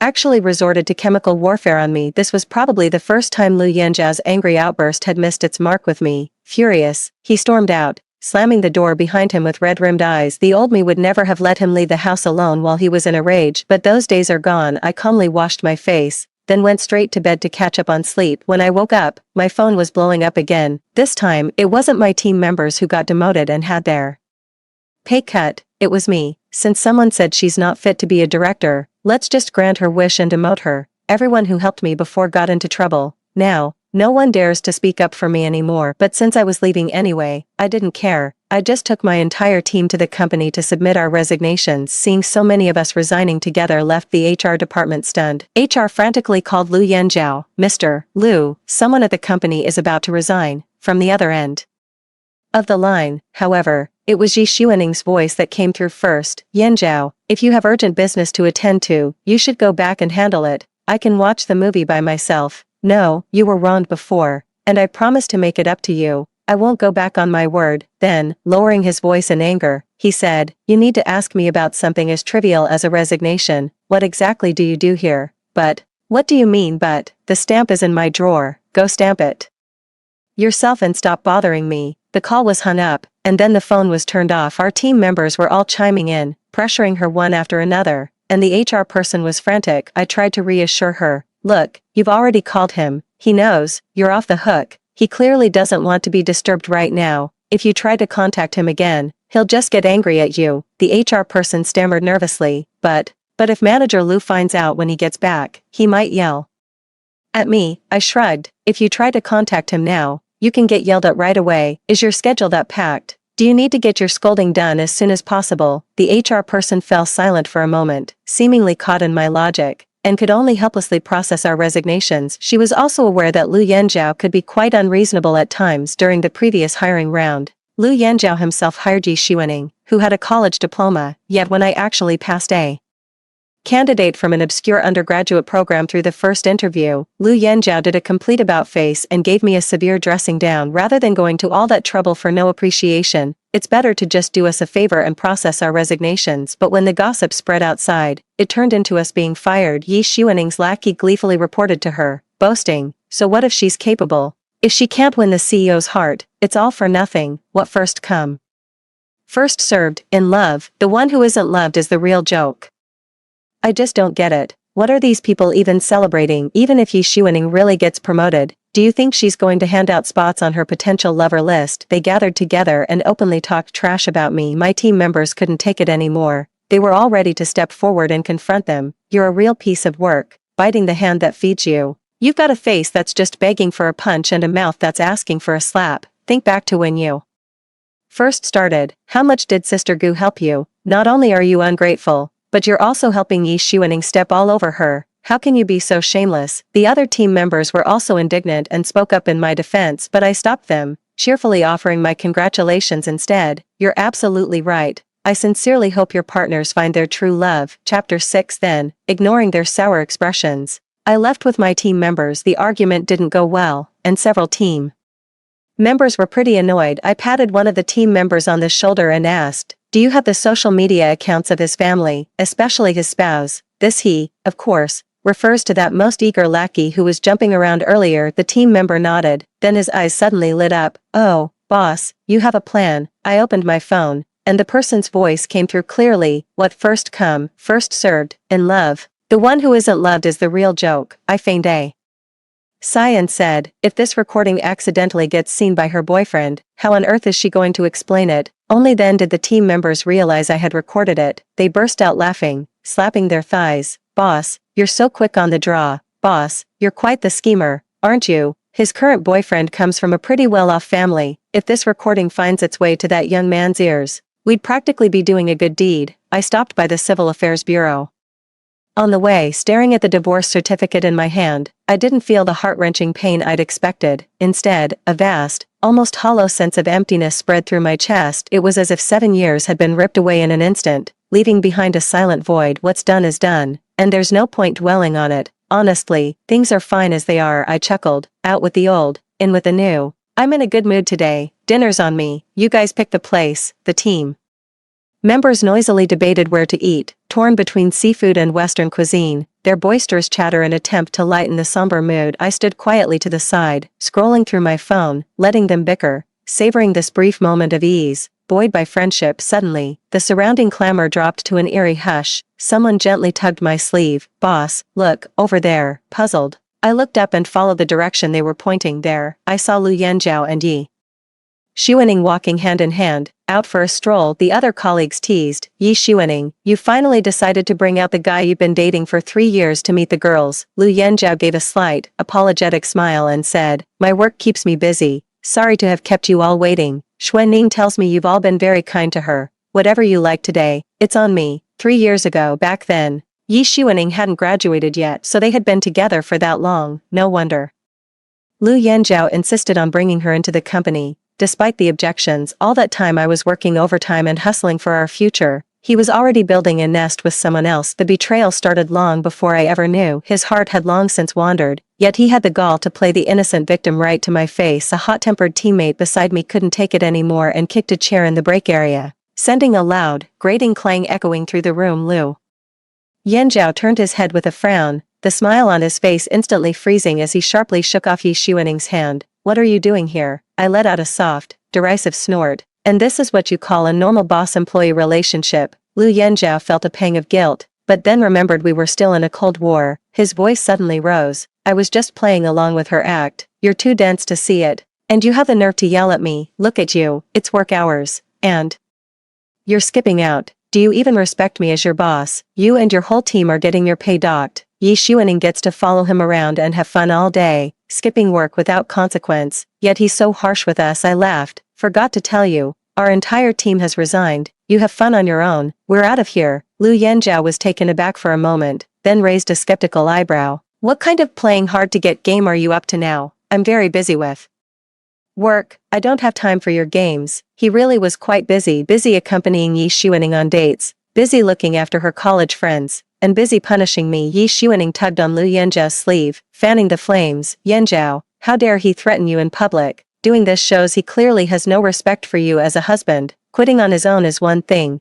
but taking the company's key employees with him, he's trying to drive you into a corner. Her friends chimed in. Yeah, Yi Xuening is much better, gentle and considerate. At least she wouldn't stab you in the back. We all heard from Yi Xuening that Gu Xinhua is lazy and useless. Yi Xuening does all her work. If someone like that doesn't resign on her own, you should fire her. You should cut ties with such a backstabbing trash sooner rather than later. Yi Xuening is so much better, talented, young, and perfect for you. Birds of a feather flock together. Anyone who can be friends with someone like Yi Xuening, well, you can imagine what they're like listening to these people egging each other on with their slander. Lu Yanzhao, who knew the truth, didn't clear my name. Instead, he just sighed. Gu Xinhua, for the sake of our many years as husband and wife, I'm giving you one last chance. If you apologize and hand the contract over to Xuening, I can let you keep your director position. Otherwise, when it comes to sheer audacity, these two are truly a match made in heaven. One can brazenly twist the truth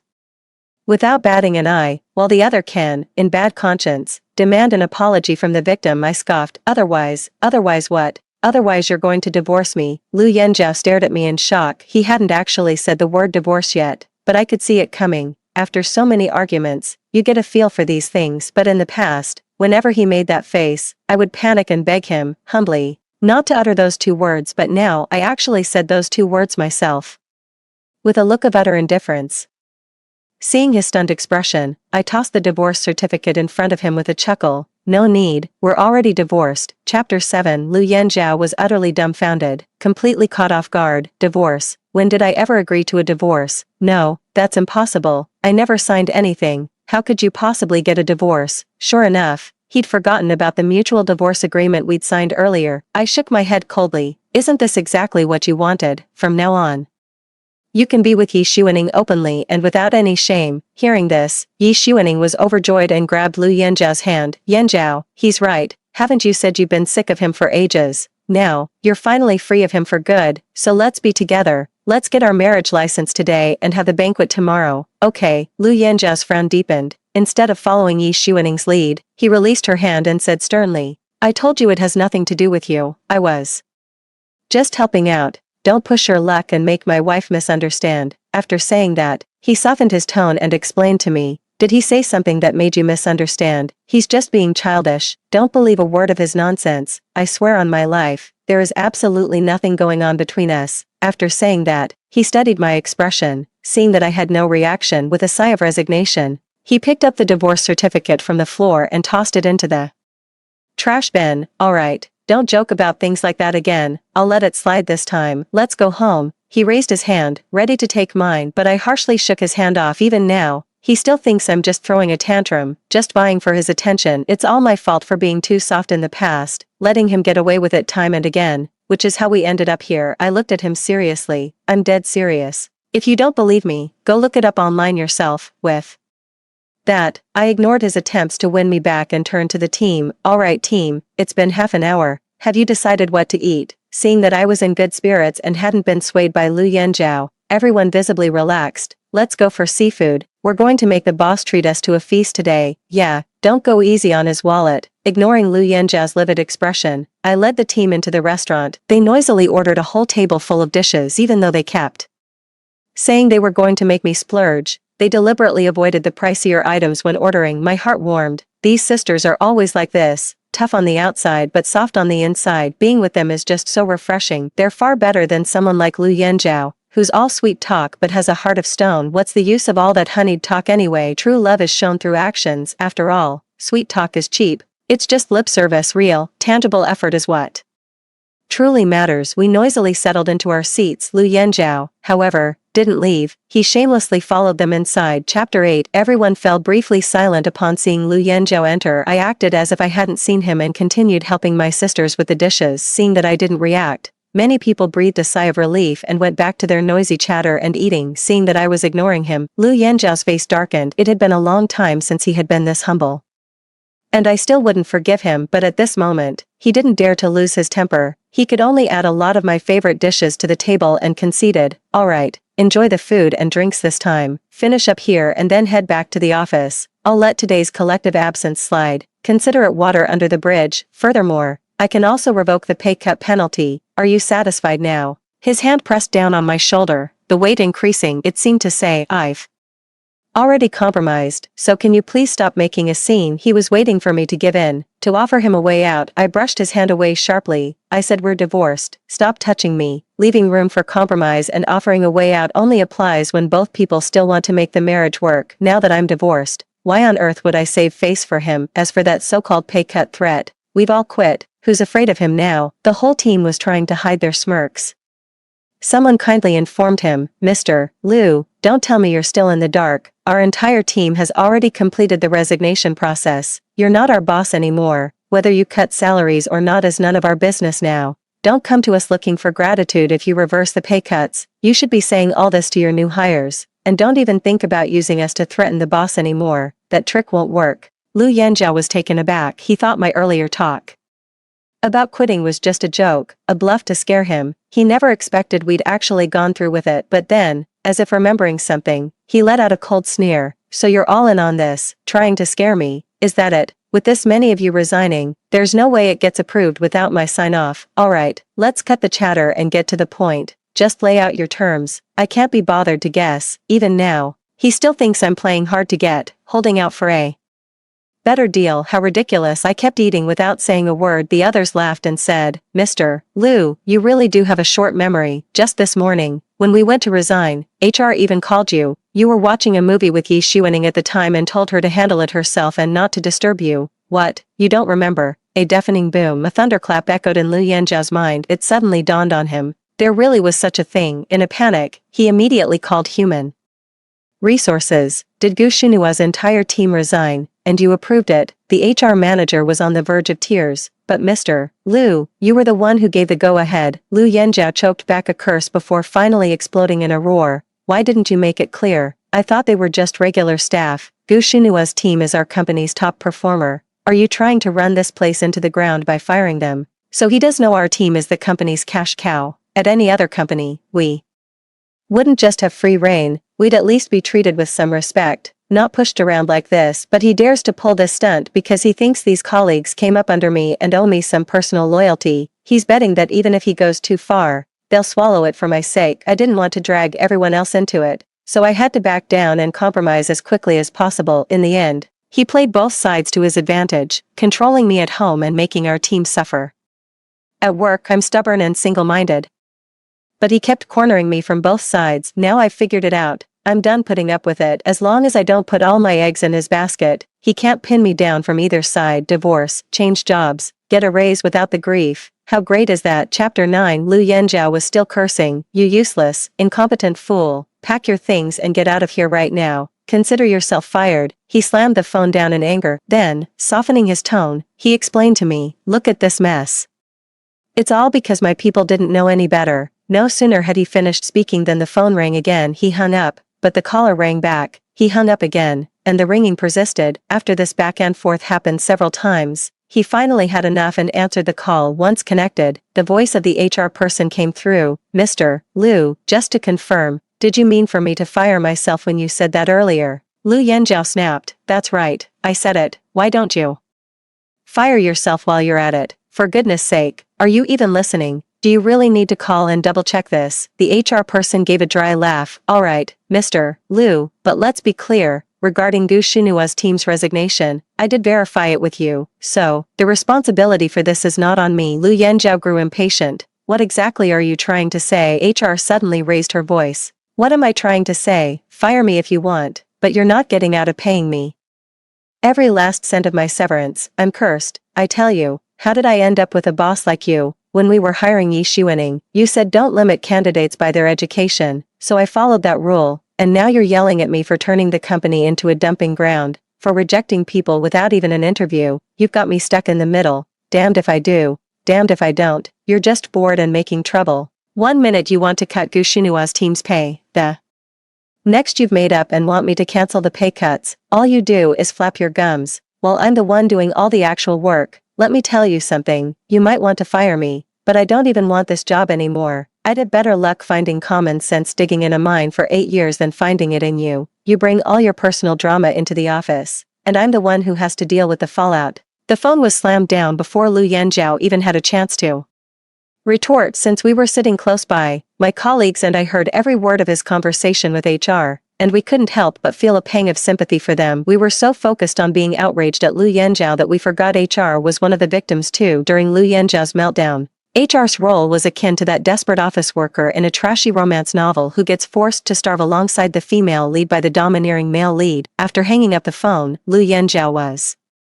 furious, but with more pressing matters at hand, he had to set aside the personnel announcement for the moment and continued trying to persuade me. You and your team are the backbone of our operation. Why on earth would I fire you? As he spoke, he reached out as if to massage my shoulder. I shifted my body to avoid his touch and said mockingly, how could that be? Isn't all my work done by Yi Xuaning? If a useless person like me quits, it's a loss reduction for the company. By that logic, the company comes out ahead. What are you so worried about? Chapter 10. Lu Yanjiao turned his head to glance beside him. Yi Xuaning's friends had all slipped away at some point. Only she remained, sticking close to Lu Yanjiao's side. He shot Yi Xuaning a quick, meaningful glance. Yi Xuaning understood instantly. Gritting her teeth, she offered a meek apology. Sister Gu, I was wrong. I shouldn't have let my vanity get the better of me and spoken ill of you in front of our friends. You can hit me or scold me. I'll accept it all. But Yanjiao knows nothing about this. I beg you, please don't drag him into it. All the blame and any punishment should fall on me alone. They're the ones who messed up. But the way Yi Xuaning put it, it sounds like I'm the one being unreasonable and refusing to let it go. How did that troublemaker end up being praised as the hero who stepped up? However, I glanced at Lu Yanjiao. He was visibly moved, clearly buying into her act. Hearing this, Lu Yanjiao gave her a satisfied look and turned to persuade me again. Oh, she just graduated not long ago. She's young and doesn't know any better. Since she's already apologized, just forgive her this once. You have to give young people a chance. Wait, she's the one who messed up, not you. Why are you forgiving her on my behalf? He was just like all the countless times before. Every time something goes wrong, they trot out Yi Xuaning to offer a hollow, insincere apology. Then he chimes in with a few Soothing words, and just like that, the whole matter is smoothed over. I was genuinely taken in by his act once, but now, I just kept my head down and ate in silence. Lu Yanjiao's expression grew increasingly grim. Yi Xuaning gritted her teeth and suddenly dropped to her knees before me with a thud. I was startled, and saw Yi Xuaning reluctantly take off her watch. Sis-gu, I know I was wrong, I really do.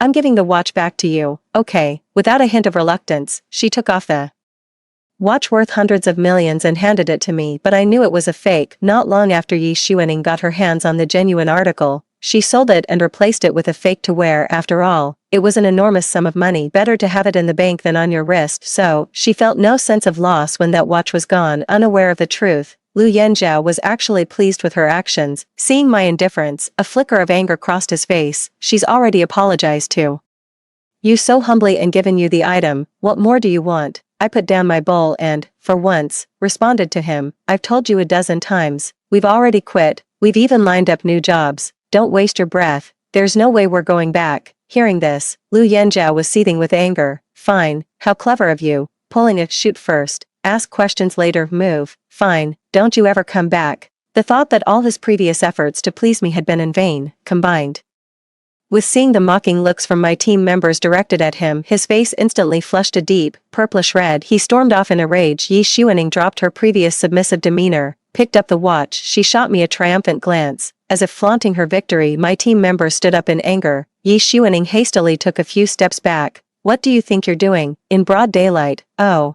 so you do know it's broad daylight. If you can't stand the light of day, you shouldn't be out running around. I waved my hand, signaling for the team members to sit down.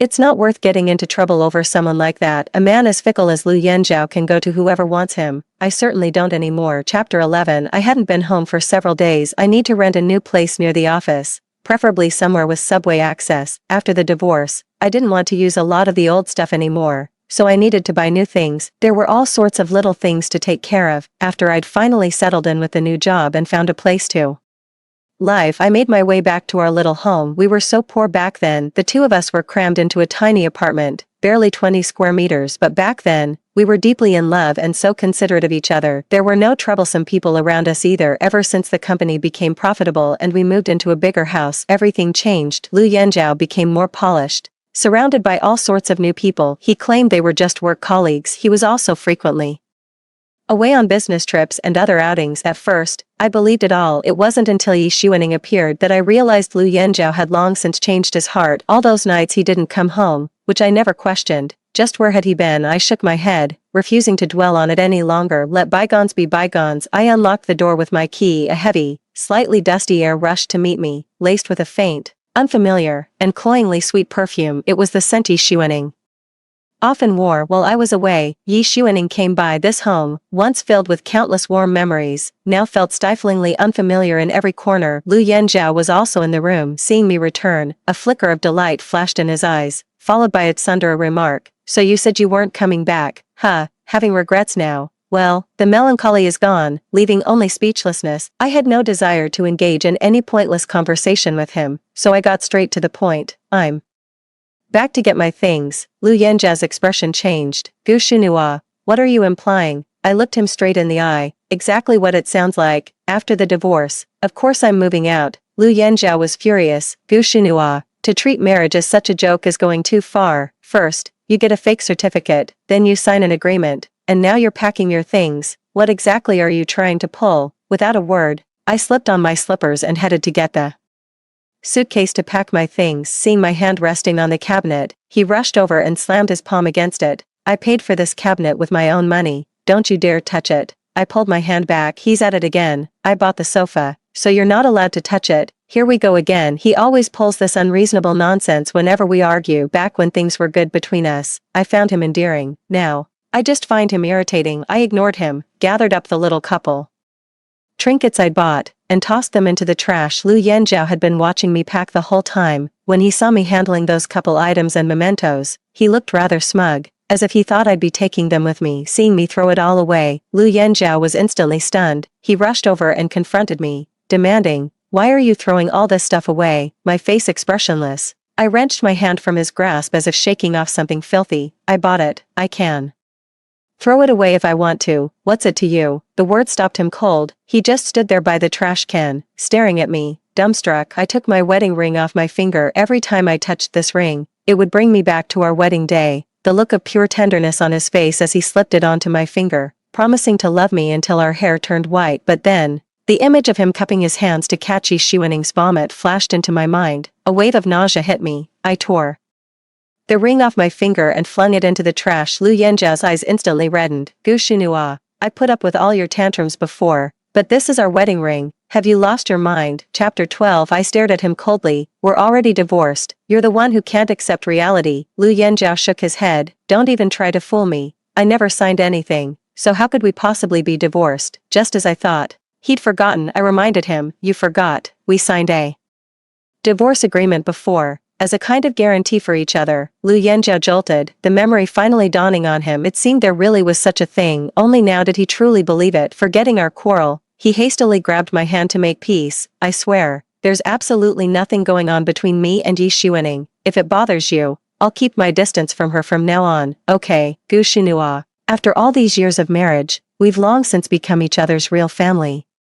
Are you really going to end things with me completely over such a trivial matter? Neither of us has much family to speak of. That's why, after we started a family together, we both valued each other deeply. This is also why I tolerated so much from him, even to the point of deceiving myself, and why I was so reluctant to make the decision to divorce. But now, we are about to go our separate ways. He thinks the grievances I've suffered are just a trivial matter. Little do they know, Rome wasn't built in a day. My patience has reached its breaking point. I refuse to endure this loveless marriage any longer. I want to live life on my own terms. Seeing that I remained silent, Lu Yanjiao took my hand and led me into the room. The table was covered with all kinds of watches. I frowned at him, and in his eyes was a barely perceptible plea. Everything I said before was just in the heat of the moment. I know you're upset about the watch, so I bought you a lot of them. I was waiting for you to come back so I could surprise you. Do you like them? Meeting his hopeful gaze, I shook my head. Let's just part on good terms. The heart has already drifted apart, so why cling to the past? It's torment for me, and for you. I ignored his pleas to stay, packed my things, and left. But Lu Yanjiao didn't give up. He tracked me down to my office on the first day. He sent me flowers on the second day. He made me breakfast. On the third day, he stood downstairs with a banner, declaring his love for me. My unsuspecting colleagues were all envious that a handsome guy was pursuing me so eagerly. Only my team members looked at me with concern. Boss, you finally escaped that lion's den. You can't just walk back in. Exactly. Lu Yanjiao is trying to win you back for a reason. He needs something from you. I heard from former employees that after we left, their performance dropped by 80%. It seems Lu Yanjiao is getting desperate. He's trying to win us back quickly, to coax us into plugging the holes for him. He doesn't love you at all.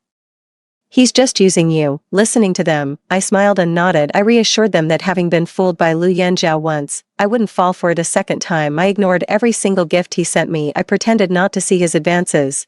For a solid 2 weeks, Lu Yanjiao kept cornering me, driving me up the wall. Finally, on a day he didn't show up to ambush me. I was just about to head out for a relaxing stroll when I bumped into him. There he was, strolling through the market hand in hand with Yi Shiwening, looking utterly delighted on their date. I had planned to slip away quietly without disturbing Lu Yanjiao, but he ended up spotting me. Chapter 13. Lu Yanjiao instantly let go and cried out urgently, Shinua. I didn't turn back. He quickly chased after me and explained, don't overthink it. It's really over between her and me. It's just that she's making a huge scene, threatening this and that. She insisted I spend one last time with her. If I refused, she said she'd never let it go. I really had no choice. You understand, don't you? How ridiculous. Never let it go. He's a grown man, a company CEO. How could he possibly be pestered by an employee? Are you trying to fool a ghost? This is a complete sham. And speaking of being persistent, in the second year of our marriage, he also encountered a very aggressive admirer who sent flowers, messages, gifts, and all sorts of advances. But what did Lu Yanjiao do back then? The first time he received a gift, he gave the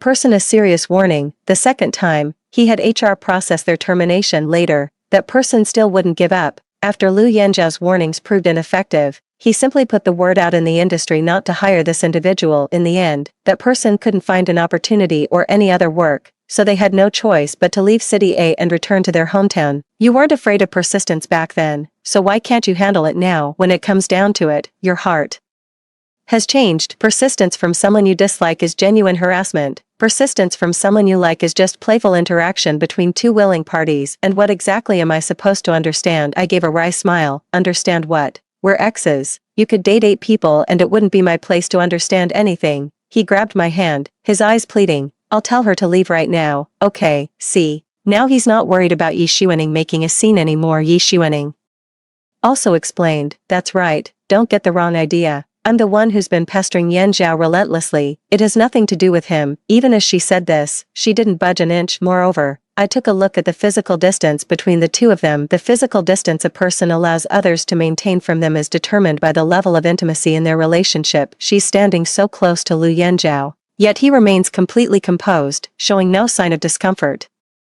This clearly indicates their relationship is still very close. Lu Yanzhao's claim that they've completely broken it off is highly questionable. Lu Yanzhao seemed oblivious to the unusually close distance between them. He kept talking non-stop, all the while gripping my hand tightly. I struggled free with all my might, putting a deliberate distance between us. We've been divorced for ages. Who you date is none of my business. I turned to leave, my manner icy, but Lu Yanzhao held on to me, reluctant to let me go. Gu Shunhua, you can fight with me, you can yell at me, but please, just give me a chance to make things right. I know I was wrong, truly, it won't happen again. Even if you're sentencing me to death, you have to give me some warning. Don't just cut me off like this. I can't take it. I shook my head and didn't give him the chance. This wasn't his first betrayal, nor his first broken promise. If I trust him again, I'd only be fooling myself. I turned and walked away.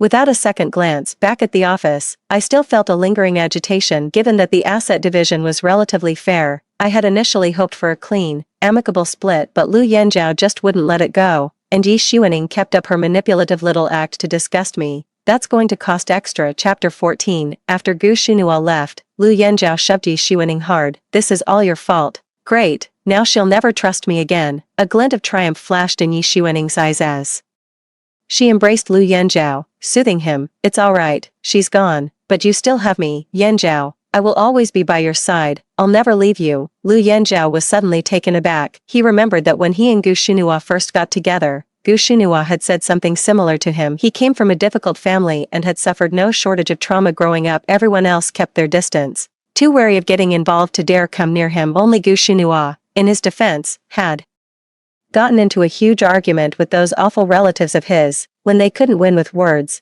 they simply resorted to violence against Gu Shunhua. When he went to the police station to bail Gu Shunhua out and saw her covered in injuries, his eyes burned with fury. It was that very incident that made them acknowledge their feelings for each other and decide to get married under the stars that night. He vowed to cherish her for a lifetime, to never leave her side and always protect her, and to give her a good life. Moved to tears, Gu Shunhua made the same solemn promise to him. But in the end, the place remains, but the people are gone. Even the two who loved each other most have still lost their way. He was too greedy and placed far too much faith in luck. Remembering the sweetness of the past, he watched Gu Shunhua's receding figure and finally broke down in tears. Those wonderful days are gone forever. After a long, dazed moment, he finally, and reluctantly, took Yi Xuaning's hand. He hated being alone. He was terrified of loneliness. Now that Gu Shunhua had left him, he was gripped by a terrible panic. Yi Xuaning was the only lifeline he could cling to, and he didn't dare let go again. So be it, though he was reluctant to admit it. Gu Shunhua truly would not forgive him now. He didn't want to be alone, so he might as well just keep going on like this with Yi Xuaning. He closed his eyes and resigned himself to his fate. Holding Lu Yanzhao in her arms, Yi Xuaning allowed a smug smile to spread across her face. The gamble paid off. While Gu Shunhua was on leave, she dragged Lu Yanzhao out shopping under the pretense of one last hangout. He had done his homework. Gu Shunhua had been frequenting this mall lately to pick up some new clothes. By browsing the women's section with Lu Yanzhao, the chances of running into Gu Shunhua were high. Once those two meet, any chance between Lu Yanzhao and Gu Shunhua will be gone for good. However, a smug smile spread across Yi Xuaning's face. She certainly didn't feel she had deceived Lu Yanzhao. If he had firmly rejected her, even the most cunning plan would have been useless. When it comes down to it, her success was partly due to Lu Yanzhao's own indecisiveness. Lu Yanzhao's clothes were exorbitantly expensive. As her fingers brushed over the embroidered logo, Yi Xuaning felt she could almost smell the scent of money. How much could one really get from being a secret lover, if the rewards weren't so meager? He wouldn't have resorted to quietly selling off the luxury gifts from Lu Yanzhao and parading around with a bunch of fakes. It was far more profitable to have Lu Yanzhao's undivided attention. Moreover, as Yi Xuaning took in Lu Yanzhao's disheveled state, a wave of secret delight washed over her. Now is the perfect time to show Lu Yanzhao kindness. When he's at his most vulnerable, a little effort now will yield double the results. Chapter 15. After that, Lu Yanzhao rarely came to see me. His company was hit by a major crisis, so he no longer had time to pester me. He was completely swamped, running around putting out fires all day. I've been busy too, busy poaching the clients our team secured and bringing them over to the new company. Lu Yanzhao probably felt guilty at first, so he put up with it all, but after enduring it for over a month, he finally reached his breaking point. The damage from financial loss cuts far deeper than any romantic drama ever could. The memories of the past may be beautiful, but they are merely treasures from his yesterday, not the support for his today. Regretting the loss of someone is like an acute illness. It may flare up intensely for a few days, but it's only for those few days. For a company's CEO, he has enough money to afford other pleasures, which can overshadow the melancholy brought on by emotional troubles. If he can just adopt a more positive outlook, he'll be able to move on even faster. But I'm a kind soul at heart, and I couldn't bear to see him suffer so much over matters of the heart, so it's better to let him cry over lost money instead. As I watched the names being crossed off the client list one by one, I knew this cut deeper than any verbal revenge ever could. When Lu Yanzhao called again, I was in the middle of signing a contract with a client I had just poached, so I didn't answer right away. I didn't pick up Lu Yanzhao's second call until after the contract was signed and I'd seen off this familiar new client, probably not expecting me to answer so readily this time. Lu Yanzhao seemed flustered. He managed a hello, and then fell silent. I prompted him patiently, "Did you have something to say? If not, I'm hanging up." Only then did Lu Yanzhao snap out of it. "Xinhua, wait," he said. I waited for her to speak. Lu Yanzhao hesitated for a moment before stammering, "Xinhua,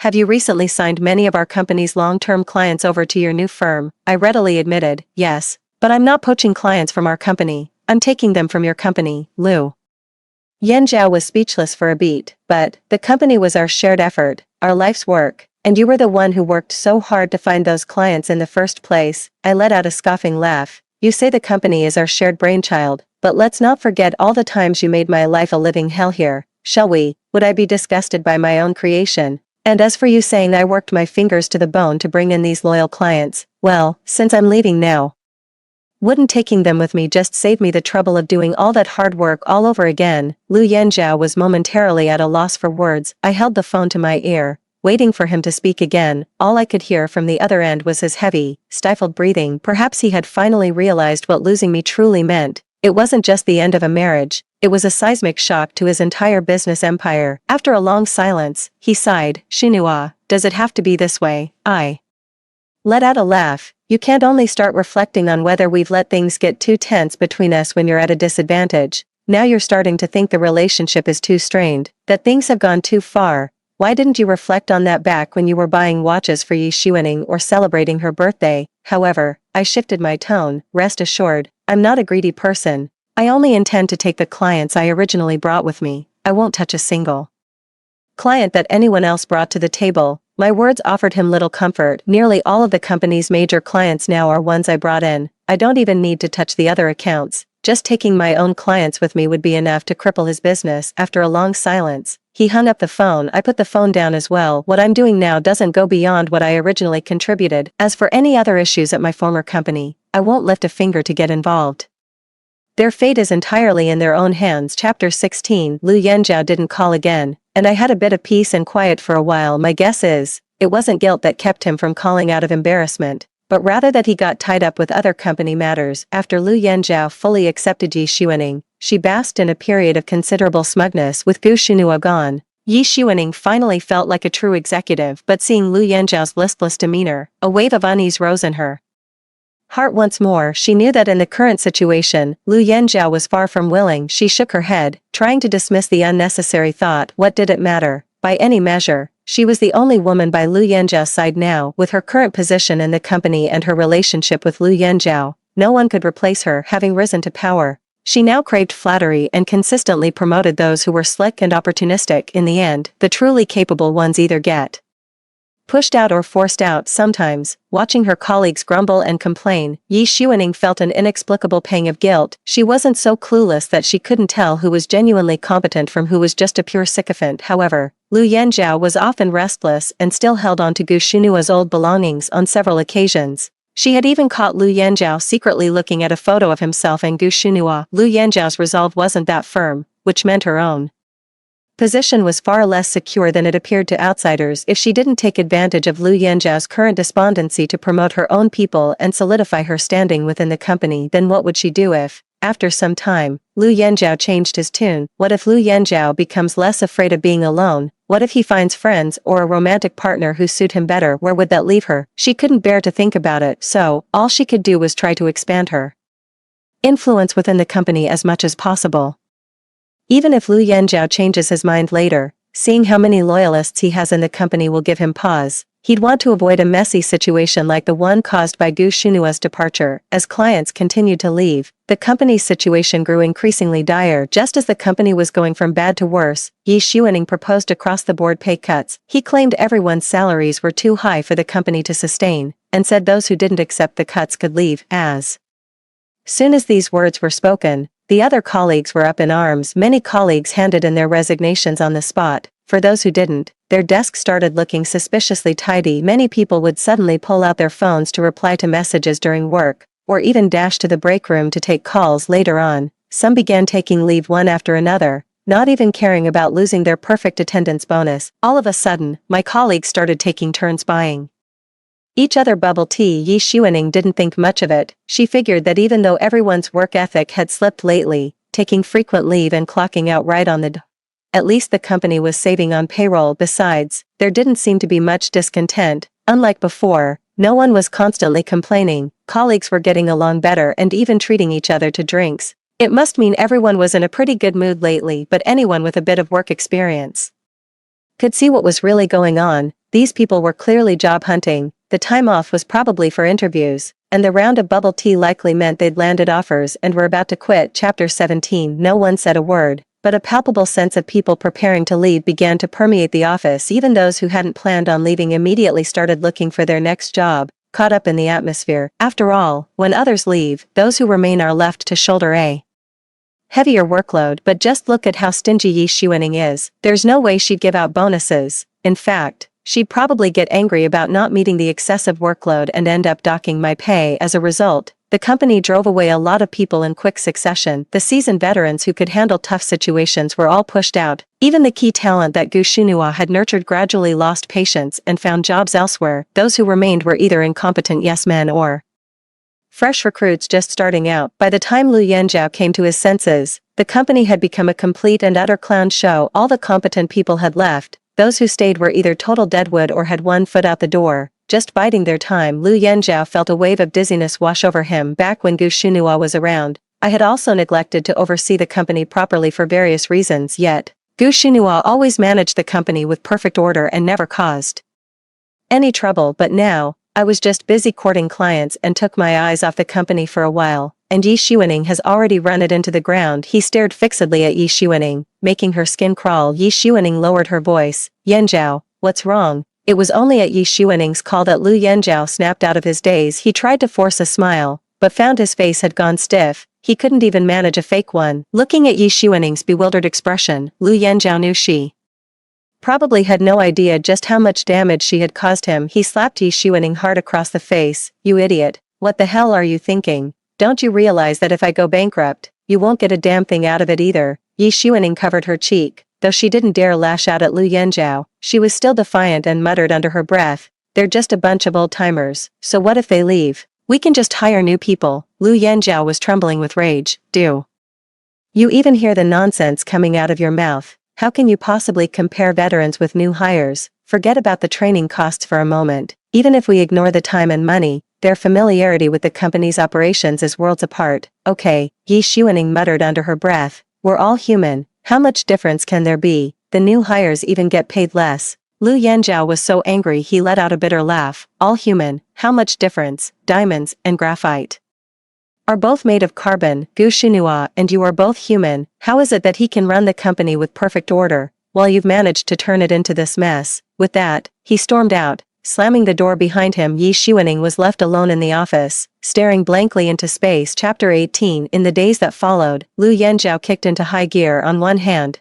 He had to continue reaching out to clients with relentless intensity, striving to attract new ones or offer better terms to retain the old. On the other hand, he was also forced to devote more of his energy to internal company affairs. A wave of veteran employees had left, although new hires were brought in to fill the gaps. The staggered onboarding times meant newcomers often had no one to guide them. The company was in chaos, so he had to act like a spare part, plugging holes wherever he could. He was so swamped he didn't even have time to eat, relying on coffee to keep himself going. After just a few days, he had visibly lost weight. His complexion was sallow, his hair greasy and plastered to his scalp, and he radiated exhaustion from head to toe. However, after 2 solid weeks of his grueling efforts, the company's situation finally began to show signs of improvement. It's just the difference between a suspended and an immediate death sentence. But at least we bought some time. Where there's time, there's hope. Thinking of this, Lu Yanzhao felt all the hard work of the past 2 weeks had been worth it.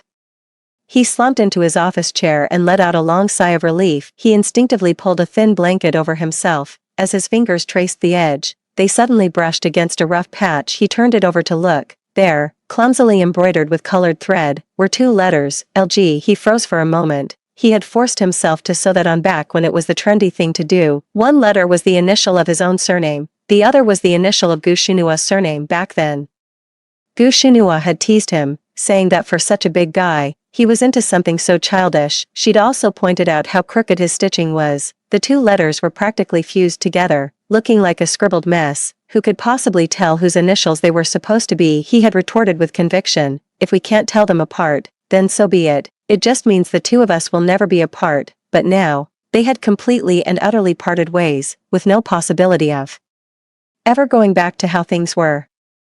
He stared blankly at the 2 letters, a tumult of emotions churning inside him. They had been together for so long that these tiny traces of their shared life were everywhere. If he let his guard down for even a moment, memories would seep through the cracks, tugging at his heart with a dull, persistent ache. His gaze drifted to a clumsily made clay doll on the table, a relic from when they were first dating, crafted together. He picked up the rough, handmade piece. On the back of the doll's head were a few messy fingerprints. He couldn't tell if they were his own or Gu Xunua's. His fingers traced over the imprints, and he was pulled into a vast, unbounded sea of memories. Suddenly, the office door swung open. It was Yi Xuaning who walked in. Lu Yanzhao instinctively frowned. Didn't I tell you to rest at home? There was no need for you to come to the office. And why didn't you knock? Remember to knock next time. Yi Xuaning was annoyed. She'd never knocked before entering in the past, and Lu Yanzhao had never said a word about it. Now he was suddenly laying down the law. But she needed a favor now, so she didn't dare argue. She only stammered out, I noticed you've been so busy lately you haven't had time to eat. I brought you some chicken soup. Lu Yanzhao frowned. He had indeed been too busy to eat properly, but just days ago, Yi Xuaning had been sulking because he'd forbidden her from coming to the office. If you really cared about him, why didn't you show any concern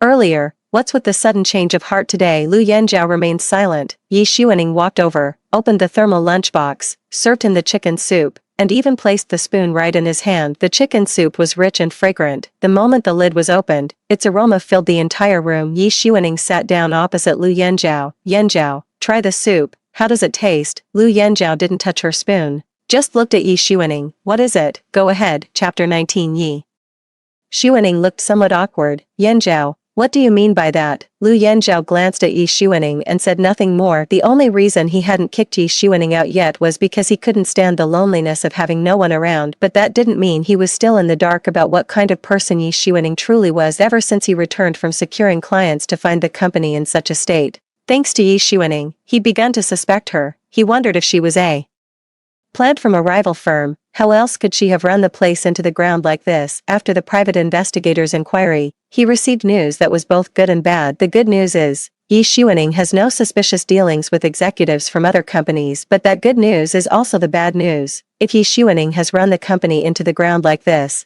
she's either doing it on purpose or she's utterly incompetent. On second thought, if Yi Xuaning were really a plant from a rival firm, she wouldn't dare to be so blatant about it. He had to painfully accept the reality. He'd managed to stumble upon a genuine, 24-carat, natural-born talent. Yi Xuaning was a master of self-promotion. When the company was running smoothly, other employees would often cover for her mistakes, so he had no idea she could be this incompetent. Moreover, when Gu Xunua was around, she would quickly step in to resolve and tidy up any issues that arose, which led him to severely underestimate just how useless Yi Xuaning truly was. Now that the tide has gone out, he's discovered that Yi Xuaning is even more of a lightweight than he ever imagined. All those tall tales Yi Xuaning used to spin turned out to be nothing but smoke and mirrors, a complete sham. Looking at Yi Xuaning's earnest expression, Lu Yanzhao was conflicted. Reason told her she should send Yi Xuaning away as soon as possible to cut her losses. However, he had invested too much sunk cost in Yi Xuaning. Letting go now would not only mean all his previous efforts were wasted, but they would also stand as proof of his own mistake. The truth was, even if he didn't drive Yi Xuaning away, he already felt that many people were secretly laughing at his foolishness. He was hamstrung by his own past absurdities. Now, no matter what he did, it felt wrong and would only lead to further loss. Caught between a rock and a hard place, he had only himself to blame. Seeing Lu Yanzhao's cold demeanor, Yi Xuaning felt a pang of unease, but she finally spoke up. Yanzhao, I'd like to renovate the rooms at home again, to help lift your spirits. Could you give me some more money? Lu Yanzhao spat the chicken soup he had just sipped back into the bowl. No way. The fact that he hadn't kicked Yi Xuaning out yet was already a huge concession. How dare she ask him for money? He frowned at Yi Xuaning. Didn't I give you a card? Isn't the money on there enough for you? And why on earth do you need to renovate? What's all this nonsense about? At this point, he couldn't help but look at Yi Xuaning with suspicion. What's going on with you? You're not hiding something from me, are you? Yi Xuaning felt a bit awkward and quickly forced a smile, the kind she used to give. I just noticed you haven't been willing to come home lately, so I wanted to cheer you up. Lu Yanzhao had been exhausted recently and didn't notice the brief flicker of strangeness in Yi Xuaning's demeanor. He just felt annoyed. Gu Xinhua could share his burdens, but Yi Xuaning couldn't do anything useful. She only ever made things worse with these pointless gestures. He said to Yi Xuaning with an expressionless face, stop making a fuss. Lu Yanzhao didn't say much, but Yi Xuaning could sense his annoyance from his words. Suppressing her displeasure, she said gently, then get some rest. I'll be going. Lu Yanzhao curled his lip. Saying get some rest so lightly while others were busy felt as absurd as telling someone hanging themselves that they couldn't use the beam as a swing. Chapter 20. After Yi Xuaning left, Lu Yanzhao didn't think about her much anymore. He was far too busy now, with scarcely any time even to eat or rest. Whenever he was swamped with work, his thoughts would always turn to Gu Xinhua. It wasn't until Gu Xinhua left that he truly realized just how much she had helped him. Gu Xinhua was not only the salvation of his youth, but also the companion who had been an immense help to him throughout his journey. Without Gu Xinhua, keeping the company afloat, especially during crises, became an immense struggle. Because of this, Lu Yanzhao found Yi Xuaning even more insufferable. He hadn't been home in a long time, swamped with work and unsure how to handle the situation with Yi Xuaning. However, thanks to Lu Yanzhao's hard work and the company's established reputation, he recently managed to secure a substantial deal. Lu Yanzhao finally felt a sense of relief. Landing this deal meant the company was at least stabilized and no longer at risk of bankruptcy.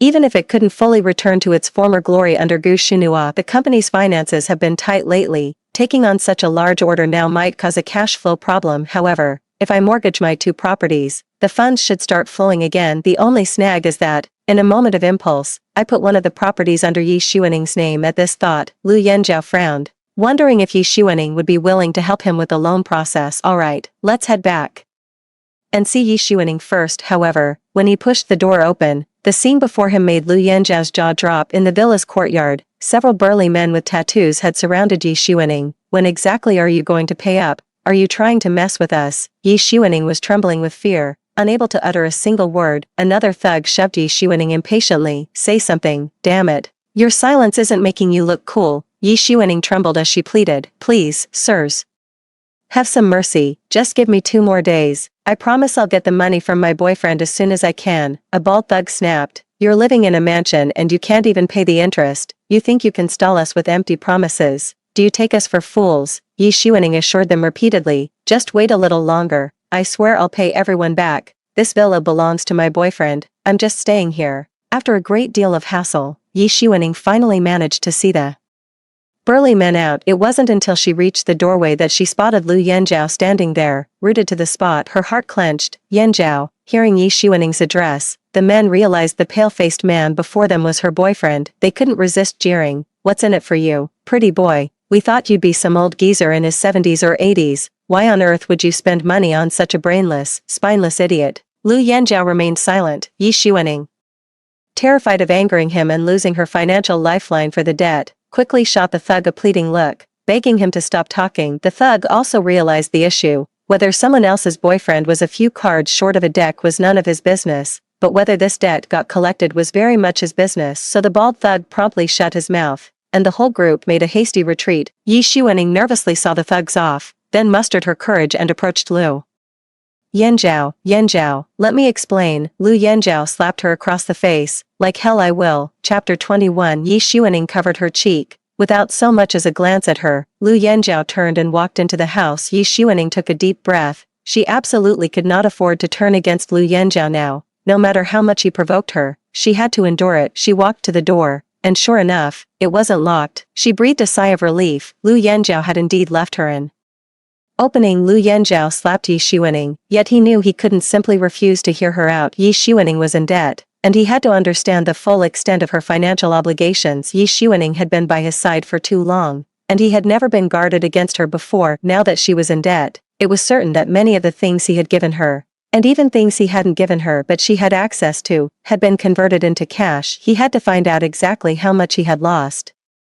3 hours later, Lu Yanzhao and Yi Xuening finally brought their conversation to an end. Lu Yanzhao's face turned as white as a sheet. He knew Yi Xuening must have caused her significant losses, but he never imagined she would have the nerve to go this far. After being kicked out of the company by him, Yi Xuening actually thought she could prove herself by starting to trade stocks, but Yi Xuening had neither the brains nor the luck for it, and she lost everything in no time. Then, having heard it from someone, she got the idea that the lower the price dropped, the more she should buy to catch the bottom, thinking she'd make a killing when it rebounded, so she bought even more, and lost even more. That's exactly what Yi Xuening was after when she asked Lu Yanzhao for money last time. Seeing that Lu Yanzhao didn't give her the money, and afraid of raising his suspicions, she didn't dare bring it up again. After going back, still wanting to pour more money into the stock market, she took out a high-interest loan and even mortgaged the house Lu Yanzhao had previously transferred to her name. After losing too much money in the stock market and unable to repay her debts, with the loan sharks pressing her hard, she forged Lu Yanzhao's signature and mortgaged another property under his name to pay off part of the debt. But the interest rates on the loan were exorbitantly high, and she genuinely couldn't pay off the remaining amount. That's why the loan sharks showed up at her door today. Lu Yanzhao's face turned ashen. He was in desperate need of cash himself and had been counting on mortgaging his property to stay afloat. Now, thanks to Yi Xuening's actions, he was completely stuck. Just managing to shake off the dead weight that was Yi Xuening would be a victory in itself. But even if he could cut ties with that burden, Yi Xuening, what good would it do him now? My property was secretly mortgaged by Yi Xuening, and many valuable items at home were quietly replaced with counterfeits by her. I simply can't come up with the funds to keep the company afloat right now. That major deal I worked so hard to secure won't help revive the company. Instead, because the company can't fulfill the contract, it will saddle me with a massive debt. At this point, the company likely can't escape its fate of bankruptcy. Tears streamed down his face. After all his hard work and effort, he had finally glimpsed a sliver of hope, but now, all that hope had been dashed. It was this worthless woman before him who had sent him tumbling from the peak into the abyss. Chapter 22. It was already too late for Lu Yanzhao to drive Yi Xuening away at this point. Mending the pen after a sheep is lost can control the damage, but repairing the fence after all the sheep have been stolen is just a form of exercise for your health. In the following days, he mortgaged the villa he lived in and borrowed money from everywhere he could, but it still wasn't enough to meet the company's working capital needs. In the end, he had no choice but to accept his fate, defaulting on payments and the bankruptcy of his company. On the day the company went bankrupt, Lu Yanzhao sat in his room, stunned and speechless for a long time. Outside the door, Yi Xuening wept bitterly, pounding on it. Yanzhao, let me in, please, give me another chance. A storm raged outside, but Lu Yanzhao remained unmoved, as if he couldn't hear a thing. Yi Xuening continued to wail, I'm begging you, Yanzhao, help me. If I can't repay the money, these people won't let me go.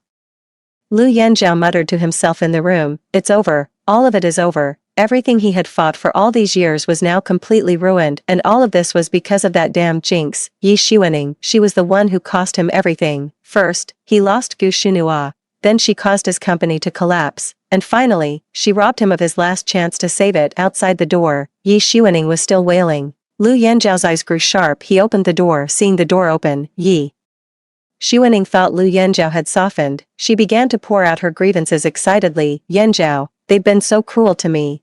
She expected him to comfort her, Instead, in the next instant, Lu Yanzhao slapped her hard across the face, the blow leaving half her face numb. Covering her face, she stared at Lu Yanzhao in disbelief. How could he treat her like this when she was already so miserable? Lu Yanzhao looked at her with contempt. You useless waste, you say you're miserable now, you brought it all on yourself, but what about me? My biggest mistake was not getting rid of you sooner. I was dragged down by you, leading to the company's bankruptcy and mountains of debt. How dare you come to me? A worthless piece of trash like you deserves to die. Lu Yanzhao grew angrier with every word until she finally lunged at Yi Xuaning, and the two of them began to grapple. Yi Xuaning was no match for Lu Yanzhao to begin with, and on top of that, she was feeling guilty moreover. Before coming over, she had already been beaten up by the debt collectors. If she hadn't already been roughed up by the debt collectors, she probably wouldn't have dared to seek out Lu Yanzhao. She knew Lu Yanzhao had never forgiven her since kicking her out last time, and showing up now meant she was almost certainly in for a storm of Lu Yanzhao's fury, but she never expected Lu Yanzhao's rage to be this intense. She tried to dodge, but Lu Yanzhao, furious as a lion, threw his entire weight into beating her. Punching, slapping, even kicking her. Yi Xuaning was already aching all over from the beating she'd taken from the debt collectors. Now, with Lu Yanzhao attacking so viciously, she was completely overwhelmed. By the time Yi Xuaning managed to escape from Lu Yanzhao, her face was bruised and swollen, with several shoe prints stamped on her clothes. After escaping Lu Yanzhao's clutches, Yi Xuaning breathed a sigh of relief. Suddenly, a terrifying thought struck her. She had been assuring the debt collectors that she and Lu Yanzhao were just having a temporary spat, and that he would still pay her debts. If those debt collectors saw her in this state, they would realize she and Lu Yanzhao had fallen out. If they knew he had turned against her and that repaying the debt would be nearly impossible for her now, what would they do to her? She didn't dare to think about it any further. Chapter 23. The next time Lu Yanzhao saw Yi Xuaning, it was when the police notified him to come identify the body. Lu Yanzhao couldn't believe Yi Xuaning could have died so easily, but he still went to the police station. Lu Yanzhao felt like he was going to vomit the moment he stepped out of the morgue. It really was Yi Xuaning. To think that Yi Xuaning, who had just argued with him the day before yesterday, had become a corpse so quickly. The thought alone made him feel a wave of nausea, and then, he actually threw up. A staff member nearby handed him a bottle of water. He took a couple of sips and started to feel a bit better. How did she die? Uttering the word die required a tremendous mental effort from Lu Yanzhao. After all, it was a living person. He felt deeply unsettled by the fact that she had died just like that. The police told Lu Yanzhao that based on the condition of the crime scene, the possibility of homicide could be largely ruled out. The deceased had significant outstanding debts before her death. Barring any new evidence, it was likely she took her own life due to the pressure of those debts. Lu Yanzhao's heart skipped a beat. So, was it because he had rejected Yi Xuaning that she ended her own life? The thought filled him with a profound sense of heaviness. After Lu Yanzhao confirmed the news of Yi Xuaning's death, the police routinely informed him of some details, including the coroner's preliminary finding. At the time of her death, Yi Xuaning was approximately 2 months pregnant. The news hit Lu Yanzhao like a sledgehammer. He was instantly struck with ringing in his ears and dizziness, nearly losing his balance. 2 months. He instinctively calculated the timeline in a flash. That was precisely the time when he and Yi Xuaning were most deeply entangled. It was his child. A wave of indescribable, complex emotion washed over him. There was a flash of grief, the instinctive fear of life extinguished, but more than anything, a cold, rapidly spreading calculation. Yi Xuaning was dead. She had committed suicide with her child. Due to immense debt pressure, in the eyes of the world, she was Lu Yanzhao's fiancée, the true love for whom he had betrayed his family. Their affair had been the talk of the company, known to everyone. A man who had just lost his pregnant fiancée, a grief-stricken widower-to-be. This identity was a perfect selling point. Lu Yanzhao's head snapped up, a flash of madness glinting in his eyes. Some people are done for, but they can still be used for content. He recalled those online influencers who garner sympathy by showcasing their misery, then proceed to sell products on live streams and accept virtual gifts. If they can do it, why can't he? Sympathy drives traffic, and traffic is money. If handled properly, he could absolutely milk Yi Xuaning's death for all it's worth. He could recount how difficult their love was, denounce how loan sharks drove his lover to her death, and craft the image of a strong, devoted widow, burdened by massive debt yet striving to carry on. The sympathy and donations from netizens might not be enough to clear all his debts, but they would undoubtedly provide significant relief to his financial strain. Moreover, once he gained attention and became an internet celebrity, those creditors would likely hesitate to pressure him too aggressively, wary of earning a reputation for driving someone to their death. And at the heart of this entire scheme was the unborn child and its mother. who had died for love. Chapter 24. He didn't even need to actually raise a child he found repulsive. After all, it wasn't the love child he had hoped for. He just needed to exploit the concept to reap a tidal wave of sympathy. Officer, Lu Yanjiao's voice took on a perfectly measured hint of hoarseness and tremor. This matter. Please don't publicly disclose the news of her pregnancy for now. I'm afraid my parents couldn't bear the shock. He needed time to weave a perfect story. Once the decision was made, Lu Yanjiao sprang into action. He contacted the PR team most skilled in crisis management and persona crafting, and began meticulously weaving their love story. He chose a social media platform with massive user traffic, registered a new account, and simply named it Zinings_Azhao. He changed the profile picture to a photo of him and Yi Xuaning, taken at some unknown time. In the picture, he is smiling, leaning against Yi Xuaning's shoulder, making them look like a perfectly matched and affectionate couple. In the first lengthy post he published, every word was drenched in anguish, pulling out all the stops to dramatize the narrative. He painted a picture of Yi Xuaning as someone from a humble background, yet radiant and cheerful. He recounted how they met and grew close at work, overcoming numerous obstacles to fall in love. He downplayed Yi Xuaning's act of borrowing from loan sharks after losing money in the stock market, framing it as a misguided attempt to quickly share the burden of our life together. He completely omitted her secretly mortgaging his property, instead focusing on depicting the loan sharks as vicious predators who hounded her day and night for repayment. He attributed her death entirely to being crushed by the weight of debt, which extinguished her will to live. Even if it came to light that Yi Xuaning stole his money and mortgaged his property, it wouldn't matter. The fact that he didn't care at all about the wrongs Yi Xuaning did to him only proves how deeply he loved her, doesn't it? He wrote.